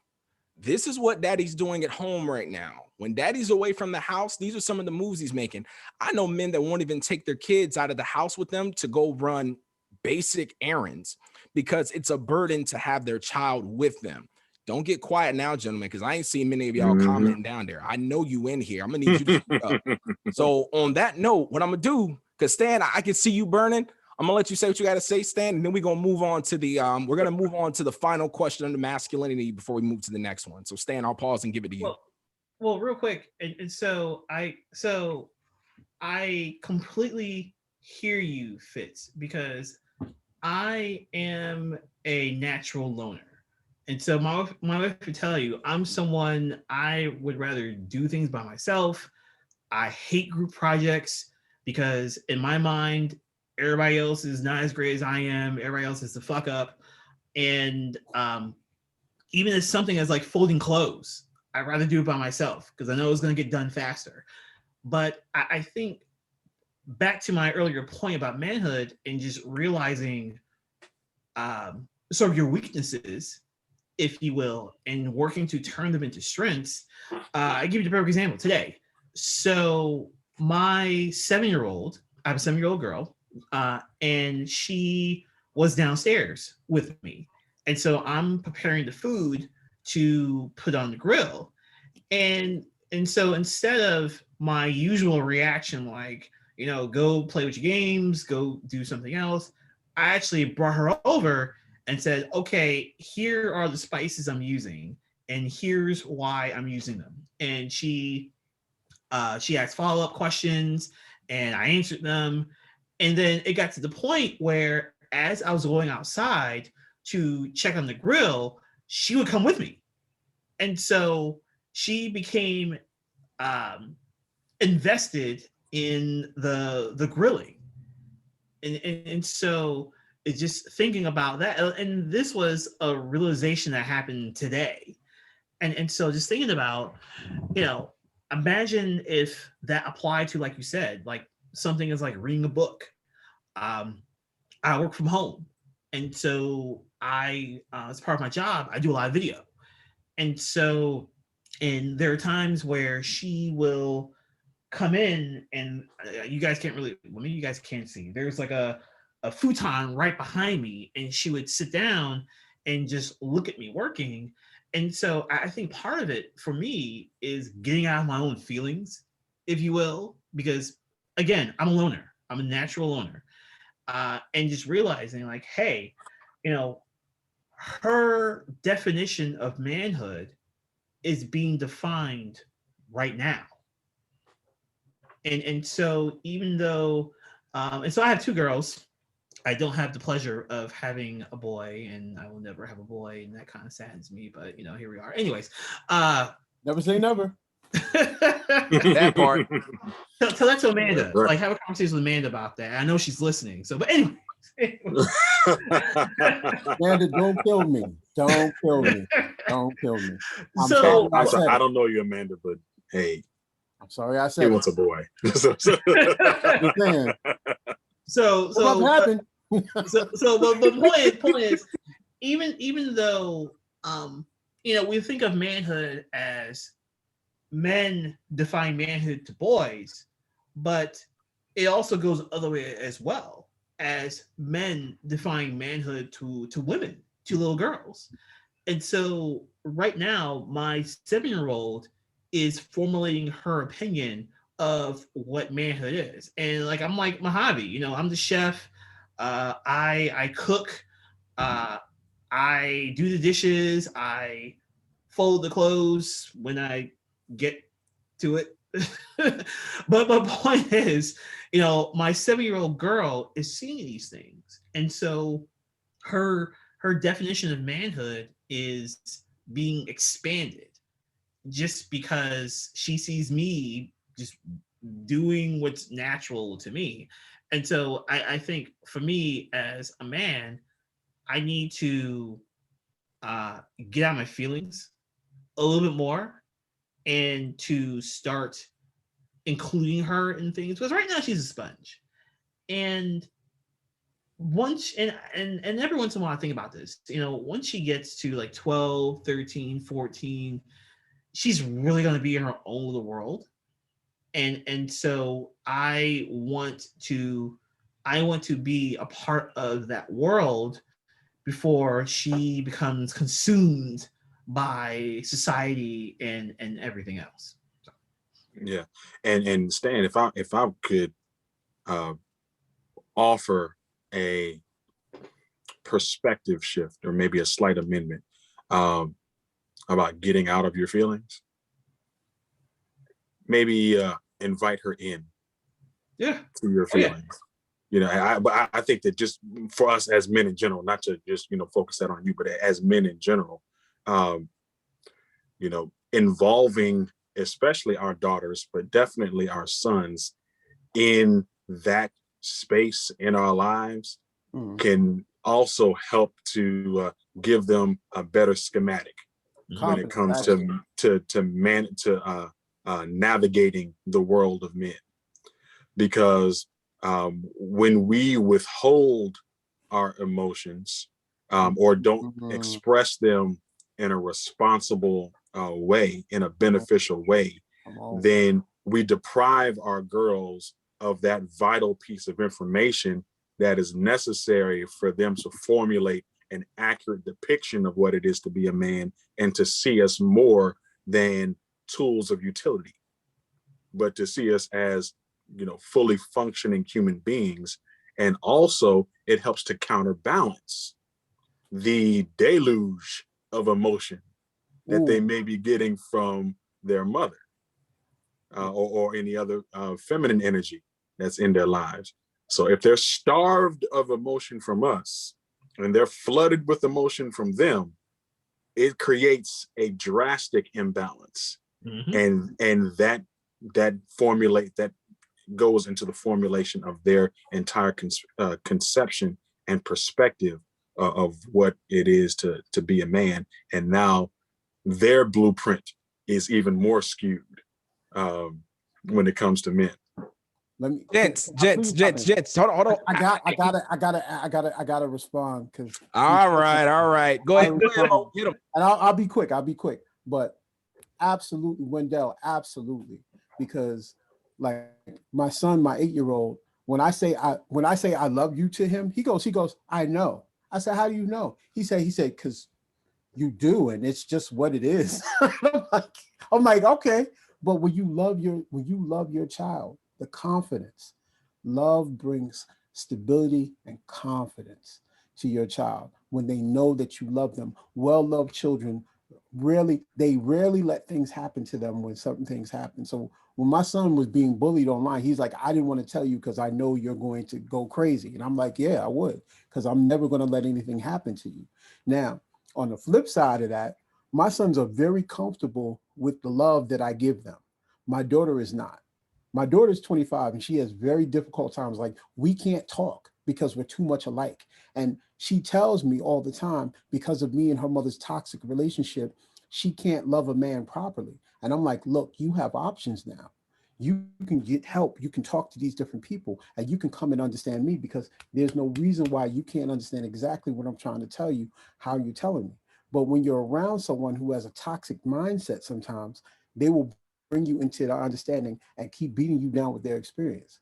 So even when I'm trying to tell her, like, listen, there's a lot of different things that you should know when it comes to men, because she was comparing me to her ex-fiance who basically cheated on her. She was like, well, he has hair like you and he thinks like you. And I was like, that's not the thing you need to do in order for you to think that that's a man. Like, you have to be the person to come to an understanding. You have to get out of your own way and raise up out your stuff and stop thinking it's about this and stop listening to people who give you bad advice. If you can't see the line of action and what they do in that character and who they are as a person, then literally you should stay away from that person, because it's never going to work the way that you want it to.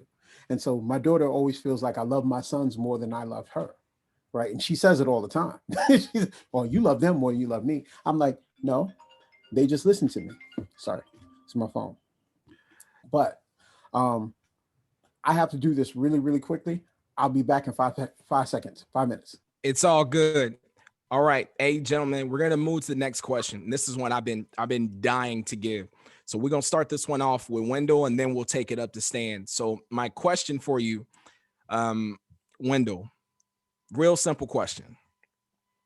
When did it become more cool to be G than MD, JD, or PhD? So I'm gonna ask that one again. I wrote it that way on purpose. The question again is, when did it become cool to be G rather than to be MD, JD, or PhD? Wendell, I'll pass it to you. Let's see. It became more cool when that was when being a G became more prevalent in our eyes. Uh, when the examples of G's began flooding our eye gates and our ear gates and became a source of repetitive information, and which filtered its way into repetitive voices and authoritative voices and colored our experience. Those are the things that formulate our worldview: our information, our experience, our repetitive voices, and our authoritative voices. And when there once was a time when JD, MD, PhD were being promoted as the thing to be, more so than being a G. And when we started letting TVs raise our children instead of us raising our children, then we abdicated our responsibility and relegated it to the hands of those who see us and our children as sources of profit, as opposed to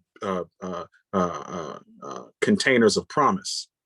So our children have been sacrificed on the altar of convenience to the god of commerce, and being a G is simply the manifestation of that sacrifice.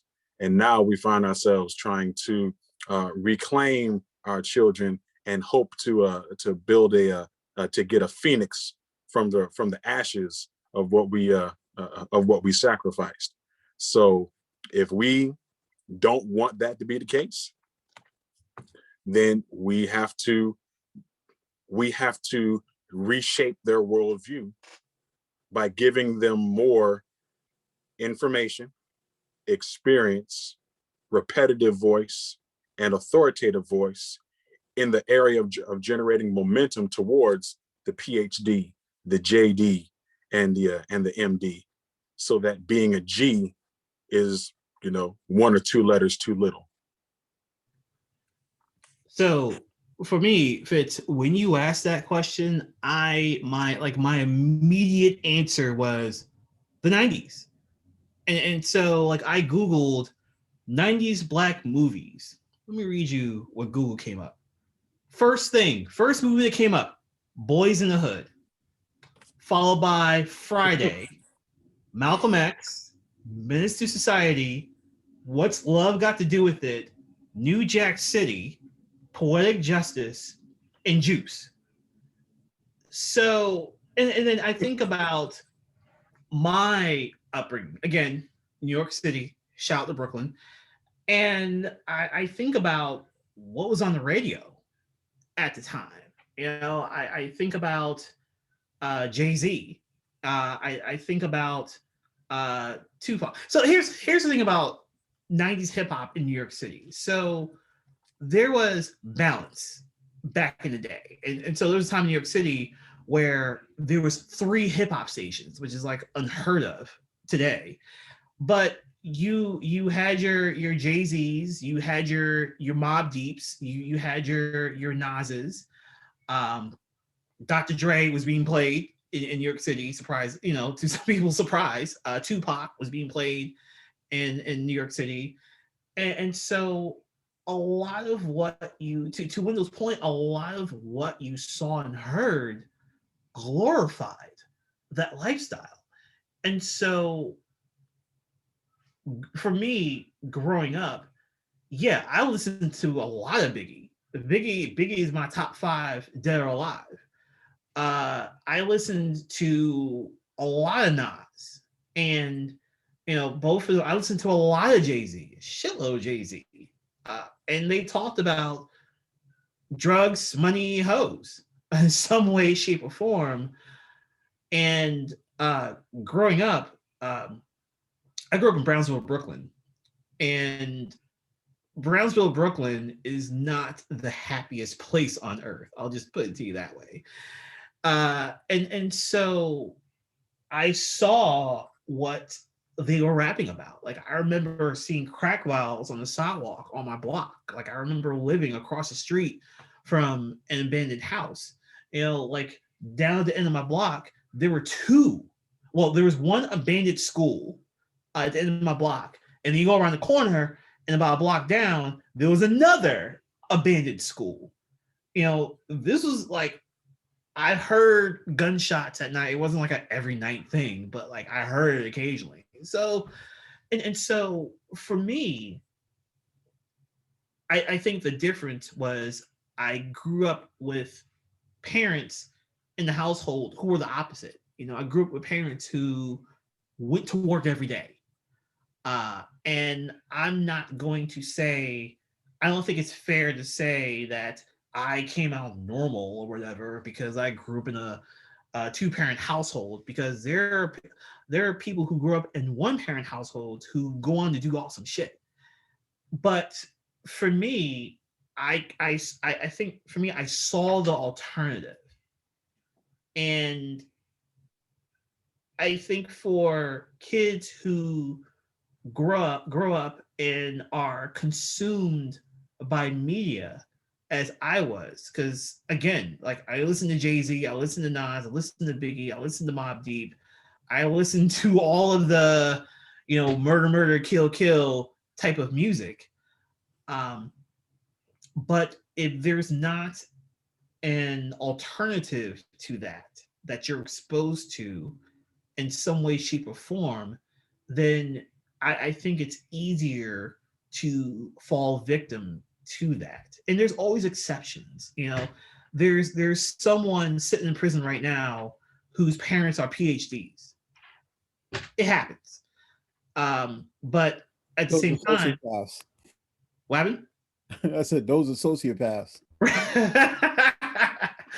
but at the same time, if you grow up with the anti-media, if you will, it reduces your chances of falling victim uh, to that.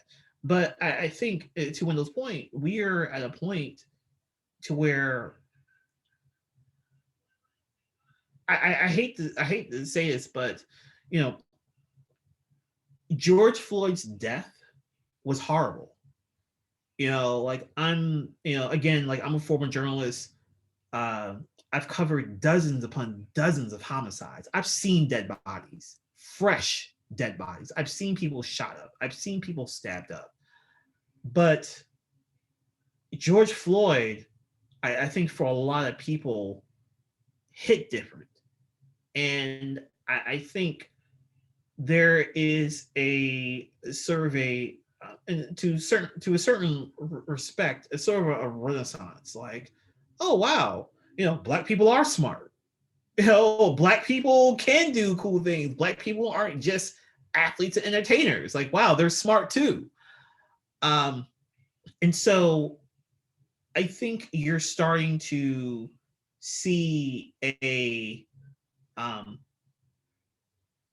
a certain resurgence, if you will, when it comes to um, not just black girl magic, but just black people magic. But I look at this moment and I think to myself, where do we go from here? It's nice that corporations are hiring more black creatives, and they're committed to diversity and all the typical things that companies say in moments Let like. me hop in. Let me hop in with you when it comes to that, Go because ahead. the said magical, mystical, mythical Negro that we keep putting up and pulling up into media and say, oh, magic and all this other stuff. Is just because we're not magic doesn't mean we're not real. The thing is that we're doing the same things that everybody else does. It's just that the fact that people are starting to notice and actually take place. Like, yeah, George Floyd hit a little different because he literally got killed like on camera, and the dude sat there and had his knee in his neck. And even when, like, if you listen to the trial, even when they told him to get up, he wouldn't move. He wouldn't do it. And then Right. he has a prior experience of using force and being a particular type of person, and they kept him on the payroll. And a lot of these officers, these law enforcement officers, like the brother who got killed in Ohio, just coming out of his own garage, and he got shot by the guy, and there was no reason for it. And the guy's like, he shot him. He's like, oh, I thought he had a gun. And you can hear him say shit. Like, our lives, because of how it's portrayed in law and media and everything else, means nothing. But George Floyd hit different because everybody saw it. Everybody saw what happened, and everybody witnessed it. And that was one of the first times that people actually understood what we were under, what threats we actually have to endure, how people we can run through a stop sign and lose our lives, literally. That's one of the things that people started to come to an understanding. That's what made it hit different, because other people actually picked up the cause, and it happened not just here, but in all these other countries. But the funny thing that was making me laugh is that they were talking about violence and all the other stuff, but nobody talked about how many people were infiltrating and causing this havoc. The Proud Boys, like I have a friend on my timeline, his name's Paul Kane. He organized a lot of the protests, but the people who were doing the most weren't people who lived in the town. They were Proud Boys. They were professional provocateurs. They were people who were in here burning and doing all the stuff that happened, but we were catching the blame, literally. And so when we're looking at that, we're looking at all the creators, because what we do, because our creation point, we take pain and make magic. That's just what we do. We do it all the time.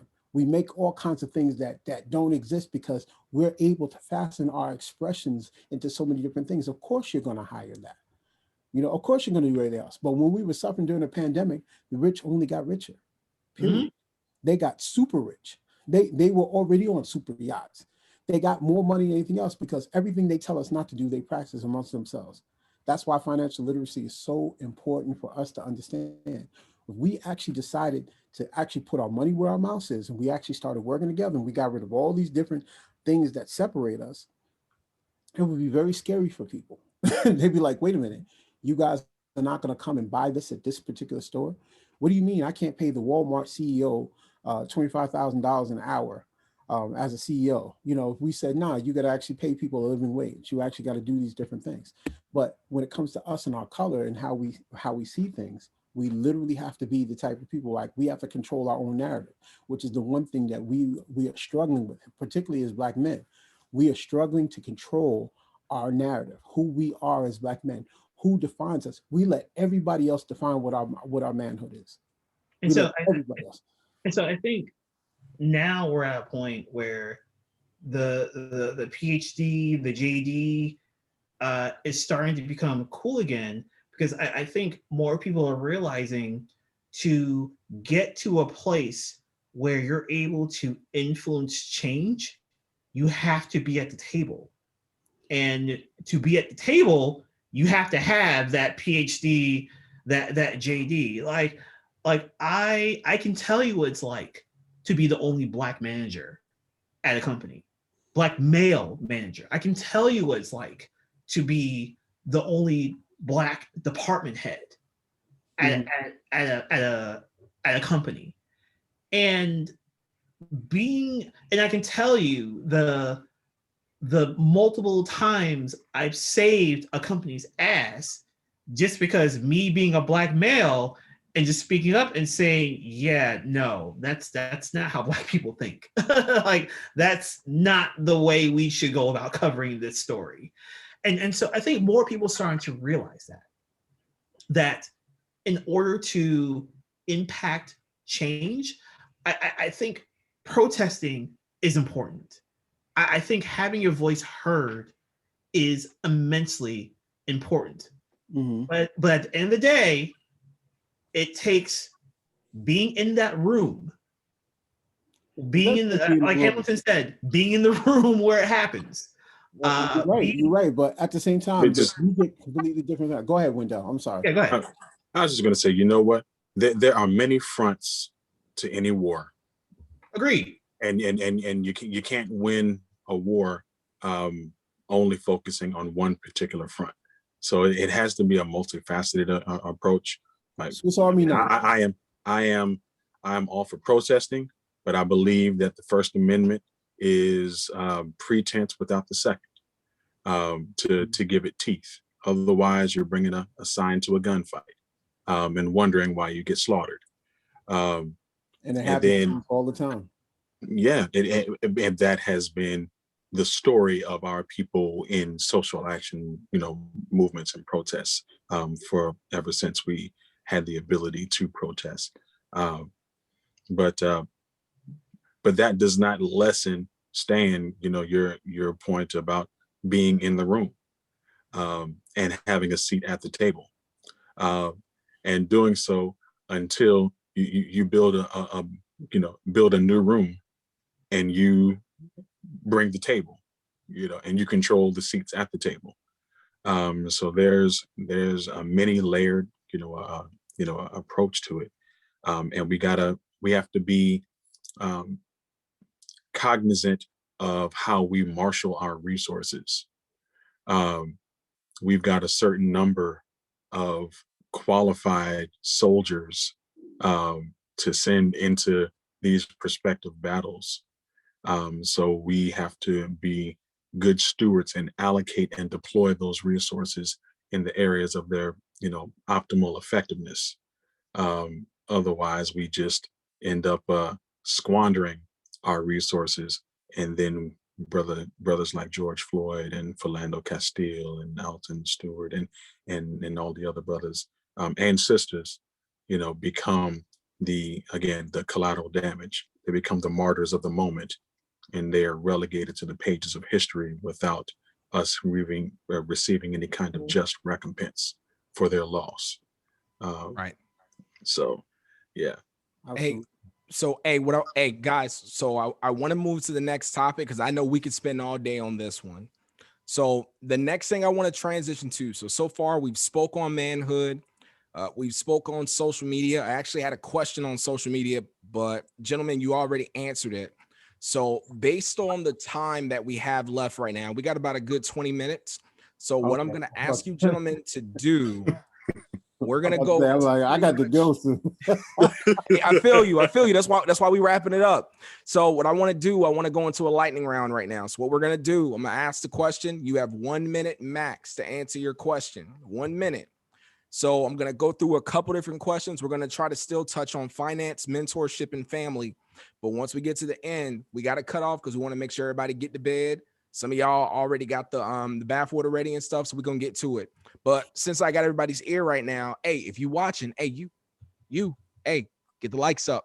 Get the likes up. We watching. Get my likes up. Get the likes up. Get All right, here we go. Get the lights up. Hey, so my first question on finance. So, gentlemen, it's a long read up front, but the question will matter at the end. So, according to the Census Bureau from 2020, the average Black male in America makes around $58,985 annually. So, with the call for more diversity in companies, do you think Black males are being paid what they're worth? So I'm going to say it again. According to the Census Bureau in 2020, the average Black male makes around $58,985 annually. With the call for more diversity in companies, do you think Black males are being paid what they're worth going into any company? So to switch it up, Mojave, we'll start with you. 1 minute max. We'll rotate back around to Stan. Your show. Okay, to answer the question, no, they are not. I'm not saying that goes across. I think that based on skills and what people have and what they do, they should be paid what they're worth. We know that people who are making that amount of money is probably only making a fraction of what the actual company actually makes.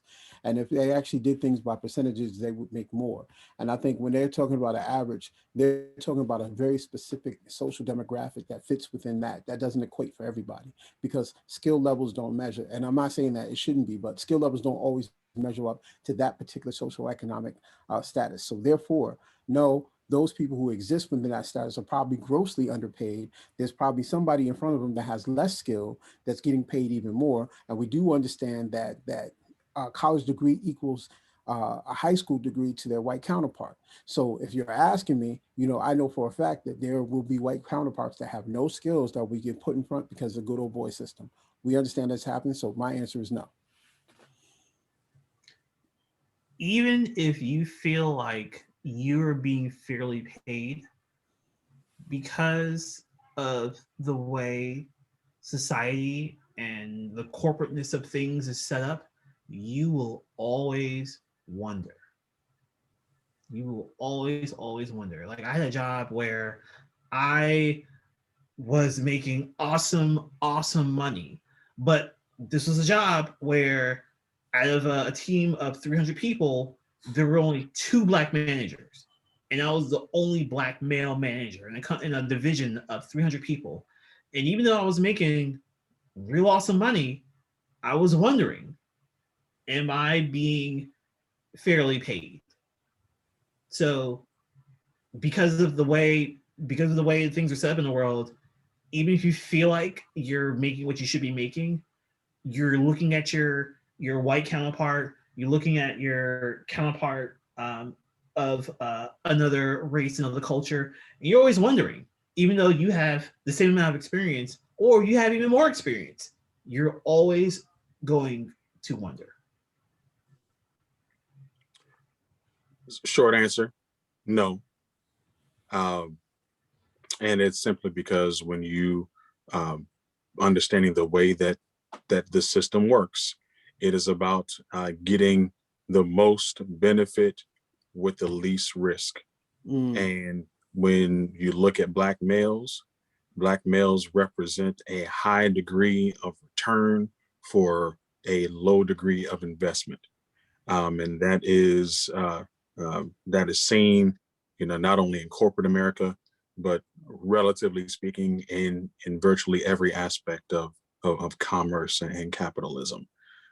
So we, there's no way that anyone can pay us what we're worth, due to intrinsic value. But when you monetize it, when you put a dollar amount on it, it would be beyond fair to say that that Black men are not getting paid anywhere close to the benefit that we provide for corporations, especially in light of where we are in the current climate. So what that brings me to next, let's talk about in relationships. What's starting to become more prevalent is women that are seeking men to be in their lives. They expect them to be providers. They expect them to be able to financially manage the household. And for many women, once they're married, once they've had children, they want to be able to stay at home, to be full-time mothers. There are those out there that want to continue to work, but they would like to know that the luxury is available to stay home. And when you look at the income of the average male, it is challenging to have just one child, nonetheless having multiple children in the household on a single income from one male. So based on what we've talked about, based on the numbers we presented, we're going to start with Mojave, then we'll go to Wendell, and then we'll go to Stan. My question for you is, in today's society, do you believe that for Black women, money equates to husband potential, and why? Let me say it again. When it comes to modern day society, do Black women equate money to husband potential? Go ahead. Number one, it's a trick question. I'm not a Black woman, so I can't really answer that in a proper form and fashion. So that's a trick question. Two, it's a fallacy because money does not equate to husbandry. Husbandry does not regard just financials and being able to take care of somebody. Being a husband is a covenant. That is something that you and that person have to come together and build together with. And regardless of the fact of what you may think or what things may happen, economically in these times, it is a benefit and a privilege to have two incomes working together towards anything else. When somebody's trying to figure out, well, you need to make this money so I can do this, that's a person's personal thing that they want to pull into the relationship to make themselves feel good. That's everything to do with that person's character, how they view things, and how they were raised, and what they think where everything else is going with that. It is not a good thing. It's not a fallacy. Money doesn't equate. Money is a very essential thing. A lot of relationships break up because of money. Divorces happen because of money, but you can't use it as a standard because that's not a marriage. Marriage is not just money, but it is a business relationship. All right, so this is kind of a side door entree into the conversation about sexual marketplace value and how do we rank each other. I see it. I see it. I set it up. Man. Do not get down. I set it up. Do not get down. So again, what it really is going to end up being is how do we negotiate with each other about what value is and about what is valuable. There is a trend, a historical trend that would equate a man's value to his ability to provide, and the measure of that has been for the longest based on money, on his monetary status. We know that nowadays that women are becoming more enrolled and consequently more matriculated at higher rates than men, and in certain aspects of our economy that results and culminates in higher degrees of income. So we have the prevalence of a modern woman, and in some contexts, and I won't say in all, but they still may have a certain disposition towards their men as far as wanting them to be a provider. So the question has to evolve from simply measuring his ability to provide based on the status of his bank account, and expand that to the disposition and contents of his life account, his character account, his leadership account, other intrinsic values that he has that are not necessarily quantifiable. The same way that it's very, very hard to quantify the monetary value that a stay-at-home mother would bring to the household, although her ability to do that definitely has financial value. But how do we quantify that? So now we have to go through the task of, in personal negotiations with women, negotiating and determining a value on the intrinsic value of a man, so that his worth and his measure is not limited to the status of how much money he's bringing to the table, because there's an entire culture now, an entire movement that will seek to invalidate that as a justifiable measure, while at the same time wanting it to be an option. So that's not a negotiation that will end up favorably for men. So you have to define what value is and what is valuable with with women, and then from there hammer out a deal, negotiate a deal. So I'll put it this way. So when I met my significant other, I was a newspaper reporter in Greenville, North Carolina, making $23,000 a year. I'll just leave it at that. Mm-hmm.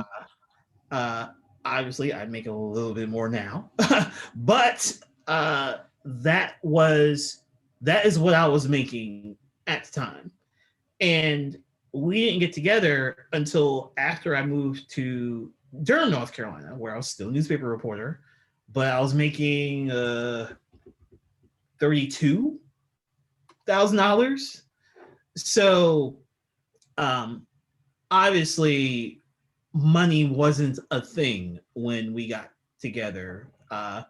Who wants to get with a journalist because of how much money they make? you don't run into that too often. And thankfully, I've of all the relationships I've been in, like, money has never been a issue. Like, oh, I'm going to stop dating you or stop dealing with you because of how much you make. That was never an issue.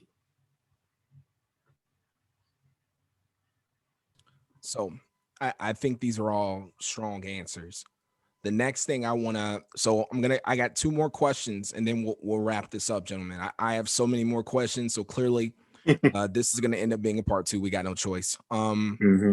So the last two questions, now I'm having to go through the list to make sure I give you good ones. Okay. So we're going to do one from mentorship. We'll do one from family. So for mentorship, we're going to start off with Wendell. We'll go to Stan and we'll end with Mojave. 1 minute each, gentlemen. The question is, did the last generation of Black men fail the current generation of Black men? And is the current generation of Black men failing the next generation of Black men? Yes. If it's a matter of just when we look at results, and we try to quantify whether or not we are in a better position overall in this generation as we were in the previous generation, and how do we measure that? The argument can definitely be made that there are significant shortcomings that this generation is experiencing compared to some of the benefits that we've had in past generations. And to that degree, the next generation, by that standard, can only do as well as the level that this generation is demonstrating to them. So it's like unless there is some type of external intervention that slingshots the next generation higher than this current one. So it's like their ceiling can only be as high as our floor, and we need to do a much better job of raising the roof. And because otherwise we find ourselves not ascending into a high rise, but going subterranean. So I think we, as Black men and just Black people in general, we are so worried about our own survival that it's hard for us to care or think about somebody else's survival, or trying to bring somebody else up. And then also just thinking about the professional spaces I've been in. um, like I said before, I've been in spaces where I'm the only black male manager. um, and so it's hard to look to a black male to help me get to the next level when one doesn't exist. um, at my current place of employment, and like I love where I work at. I absolutely love where I work at. Like, this is the first place in my career that gives a fuck about helping you grow as a person, and they actually mean it. But I remember walking into my first all team meeting, and here is a company of about 50 people, and I'm the only black male on staff. The only one. And I'm like, you gotta be kidding me. I'm the only black male in this place. And so it's hard for black men to bring up other black men in spaces they're just not in.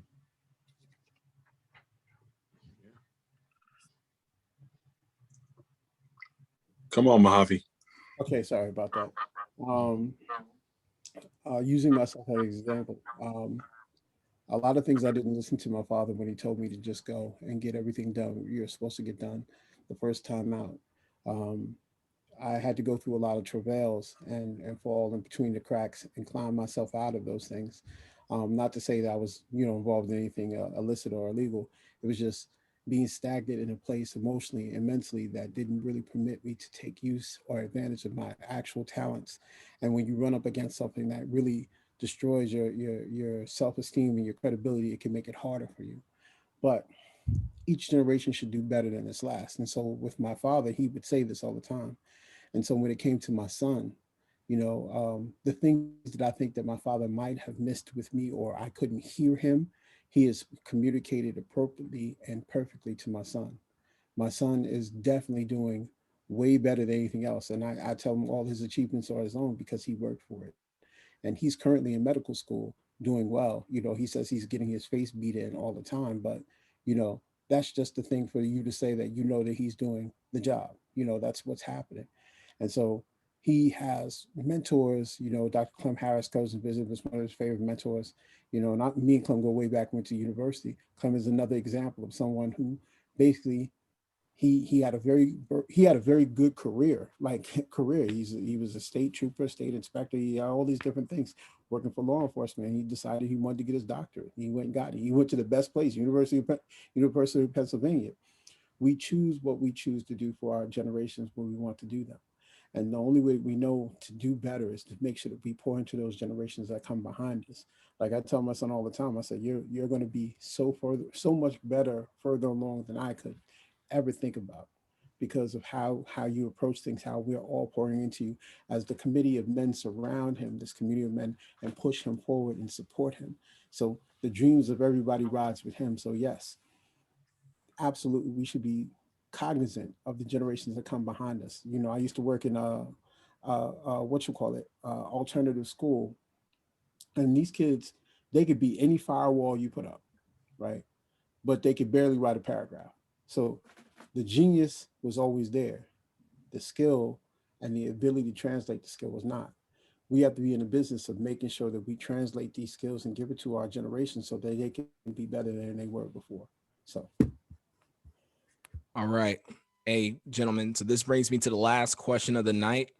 And I saved this one intentionally because I feel like this might be one of the more triggering questions, not necessarily for the men in the chat, but more so for the ladies that are sitting in the chat right now. So last question of the night, gentlemen, here we go. In a world, matter of fact, and before I start it, Mojave, you got it first. Stan, you got it next. Wendell, you'll drive it home. The final question of the night.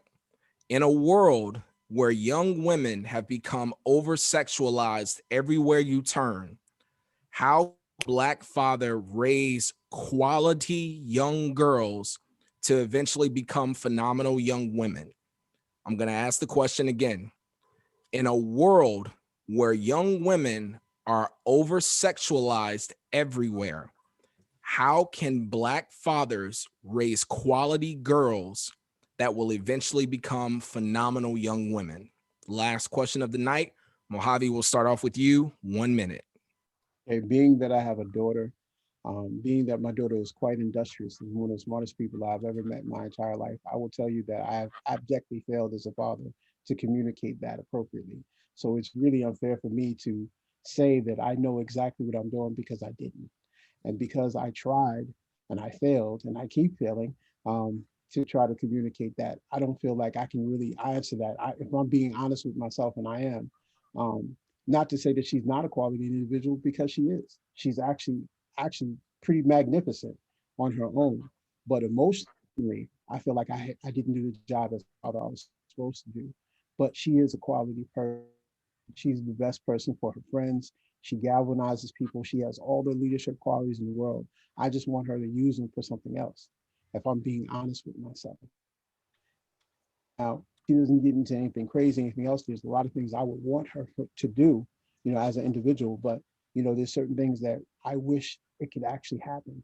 But, if I had a chance to do it all over again, the same thing that happened with my son chose me. And so when he chose me, when we were splitting up and he came to live with me, it aligned my spine. It made me stand up. It made me get my shit together. And so, I didn't get a chance to do that with my daughter. And so that's why I was like, I can't really answer this question in good, faith and say that this is what you can do for over sexualized, and plus I deal in the erotic. I'm an erotic poet. I run an erotic poetry collective. I have an erotic community that I run. So I know all the travails, what's supposed to happen, what's not supposed to happen. But honest to goodness, when my daughter wants to talk about sex, I close my ears because it's my baby girl. And I remember the day she came out the womb and she opened her eyes for daddy. It's very difficult. So I'm gonna just be honest and tell you, if you're gonna do anything, what I wish I could have done was, one, to always make sure that she had my heart. Two, know that my actions always met my intentions, that were always carried out to the fullest extent. Three, to always make sure that we have the most honest conversations that we can always have with each other. And four, let her know that there are people out here that want the pearl between your legs and will do anything to get it. So, and then also to be there and be the best example for her as it can stand. Her and my son, they have two different conversations. How my son sees me is different from how she sees me. So that's my burden. So this is an interesting question because I'm sort of answering it in real time because I have a 7-year-old in the home. And I think one thing that we don't do enough for our Black girls and our Black boys too is to highlight and promote their intelligence. And so my 7-year-old, she's very much into Minecraft. I think it's becoming a little bit of an addiction, if you will. And she's into Roadblocks, whatever the hell that is. I don't even know what that is. My and son too. My son too. Yeah, My daughters as Minecraft, well. Minecraft all day. it's ridiculous. And I'm like, was I in the video games that bad when I was a kid? Anyways, so my thinking, like, okay, she's into Minecraft a lot, so let's get her into some coding classes. And so one of the things that I think my wife and I are doing is we are strengthening her strengths. And so it's like, okay, you like Minecraft? All right, let's get you into some coding. So the point is, we are highlighting her strengths. Like, you talk to her, she probably tell you she has no weaknesses, because we don't promote weaknesses in our household. We just work to make her stronger. And so I think when it comes to desexualizing our Black girls, it just comes down to strengthening their strengths and just seeing that, and exposing them to a world beyond hypersexuality. You know, it's kind of like my upbringing, where again, I listened to Jay-Z and Mobb Deep, but I wasn't on the corner. Like, I don't know what it's like to be on the corner. That just wasn't my life. And so for my 7-year-old, yeah, like her mother and I, like, we curse up a fucking storm. And she hears the music that we listen to. I listen to a lot of rap music when we drive, but that's not what she sees. She sees her mother as an entrepreneur, and she sees her father, who's in her eyes is always busy doing stuff. And so I think when our Black girls start to see more of the alternative, then they start to believe the alternative for themselves.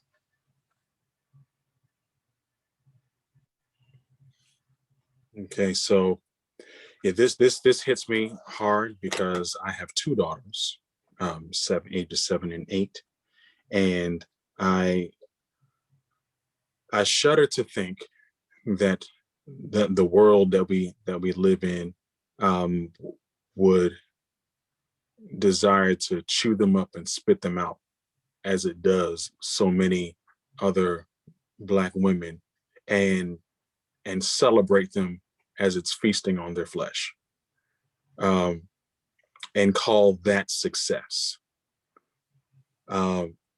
So for me as a father, as the first defender of their virtue and of their innocence, I have to promote balance, honesty, and truth in the conversation at each stage of their development. At ages 7 and 8, they're what they need to understand is much less about their sexuality and much more about their value and their intelligence as little girls, and to know that they are loved, supported, and protected. And as they go into the next stage of their development, I have to promote balance, honesty, and truth about the changes that their body is going through and what the ramifications are of that. And because of the fact that they are developing breasts and that they are now experiencing a period, what that means as far as the implications with boys and men. And then as they get to the place in high school and on into college, to know that, you know, now that you're outside of daddy's house, and I can't necessarily directly influence what you do, but hopefully I have done a good enough job of informing you and impressing upon you your value as a woman, so that you do not feel it necessary to give yourself away for free. There's just demonstrating that their value is not solely based on what lies between their legs, but what resides in their hearts and what lives between their ears. And to live that day by day, more than just by what I say. And I have to balance that with how I move in integrity towards women in my life. And I have grown to a point where I believe in appreciation, and I believe in acceptance, and not in control. Women are not to be controlled. Women cannot be controlled. And the more that you try to control them, the more they are going to buck and defy you, even to their own detriment. And so if I cannot, if I do not want that to be their reality, then I have to, demonstrate that, and be that degree of a clear blueprint, for them, so that they can know what to model and manage and expect when it comes to men. Come on with it. And then he writing poetry in between and preaching at the same time. I see you. hey, so before we conclude the discussion for the night, I just want to lay out one point that I wrote down here, and this is not just for the women that are listening in the chat. This is also for the gentlemen that are listening too. This is the only thing I have to say on this topic. For the men out there who have sons, make sure you are teaching them what right looks like. Tonight's discussion has taught us a lot of things, but on this particular topic of protecting our young ladies, the key thing I want you young gentlemen to take away, an unintentional, now take this one with you, an unintentional or an intentional sexual target can become an unintentional maternal victim. I'm going to say that again. An intentional sexual target, meaning you went out to go find this particular lady to lay with when you had no intentions of courting, relationship, marriage. An intentional sexual target, gentlemen, can become an unintentional maternal victim, meaning that you had no intention of setting their life on autopilot with you. You were going to leave them there to go through whatever came next. This is specifically for the young men that aren't prepared, that eventually leave that relationship or whatever it is you want to call it. And now you leave someone with a child, i.e., breaking the blueprint once again. So one last time, an intentional sexual target can become an unintentional maternal victim. And that's something that women do not deserve. So tonight, for everyone that's been listening once again, really appreciate you taking the time to listen to us. Gentlemen, once again, I thank y'all so much for taking the time to be here and your knowledge, your wisdom on everyone that's listening in. This has to be part one because there are so many questions I still have that I didn't even get a chance to lay out tonight. But we are really grateful to have each and every last one of you here. For everyone that's still listening right now, if you haven't already liked, please make sure you like before you leave. Again, it helps us out a lot with the algorithm. And we just thank you so much for tuning in to the exploration of manhood. So with that being said, I'm going to pause and I'm going to hand it back over to your host, Miss Michelle Warren. Michelle, you got it. You can take it from here, sis. Ooh, boy, you guys went in tonight. I love it. Loved every minute of it, every ounce. And I hope someone shares this with the young men in their life, the men in their life, they want to hear something. And I certainly agree. Next week, you got to come back. We got to have a part two. It's too many questions that were left because we need to talk more about our culture and our generations and how we pass this down. It's so much more to unpack. So please, please, please come and see us next week where we're going to have the exploration of manhood part two, because you guys didn't get a chance. It's some subjects you guys didn't even get a chance to do nothing but scratch the surface of. Thank you, King Fence, for being our honored moderator. It was wonderful. I thank you, Mr. Sam, Mr. Wendell, Mr. Mojave. I love the energy and I love everything that you guys came and brought to the table.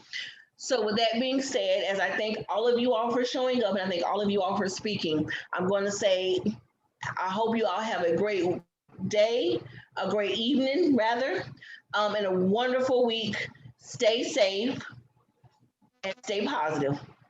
Good night. Peace, family. And the live stream.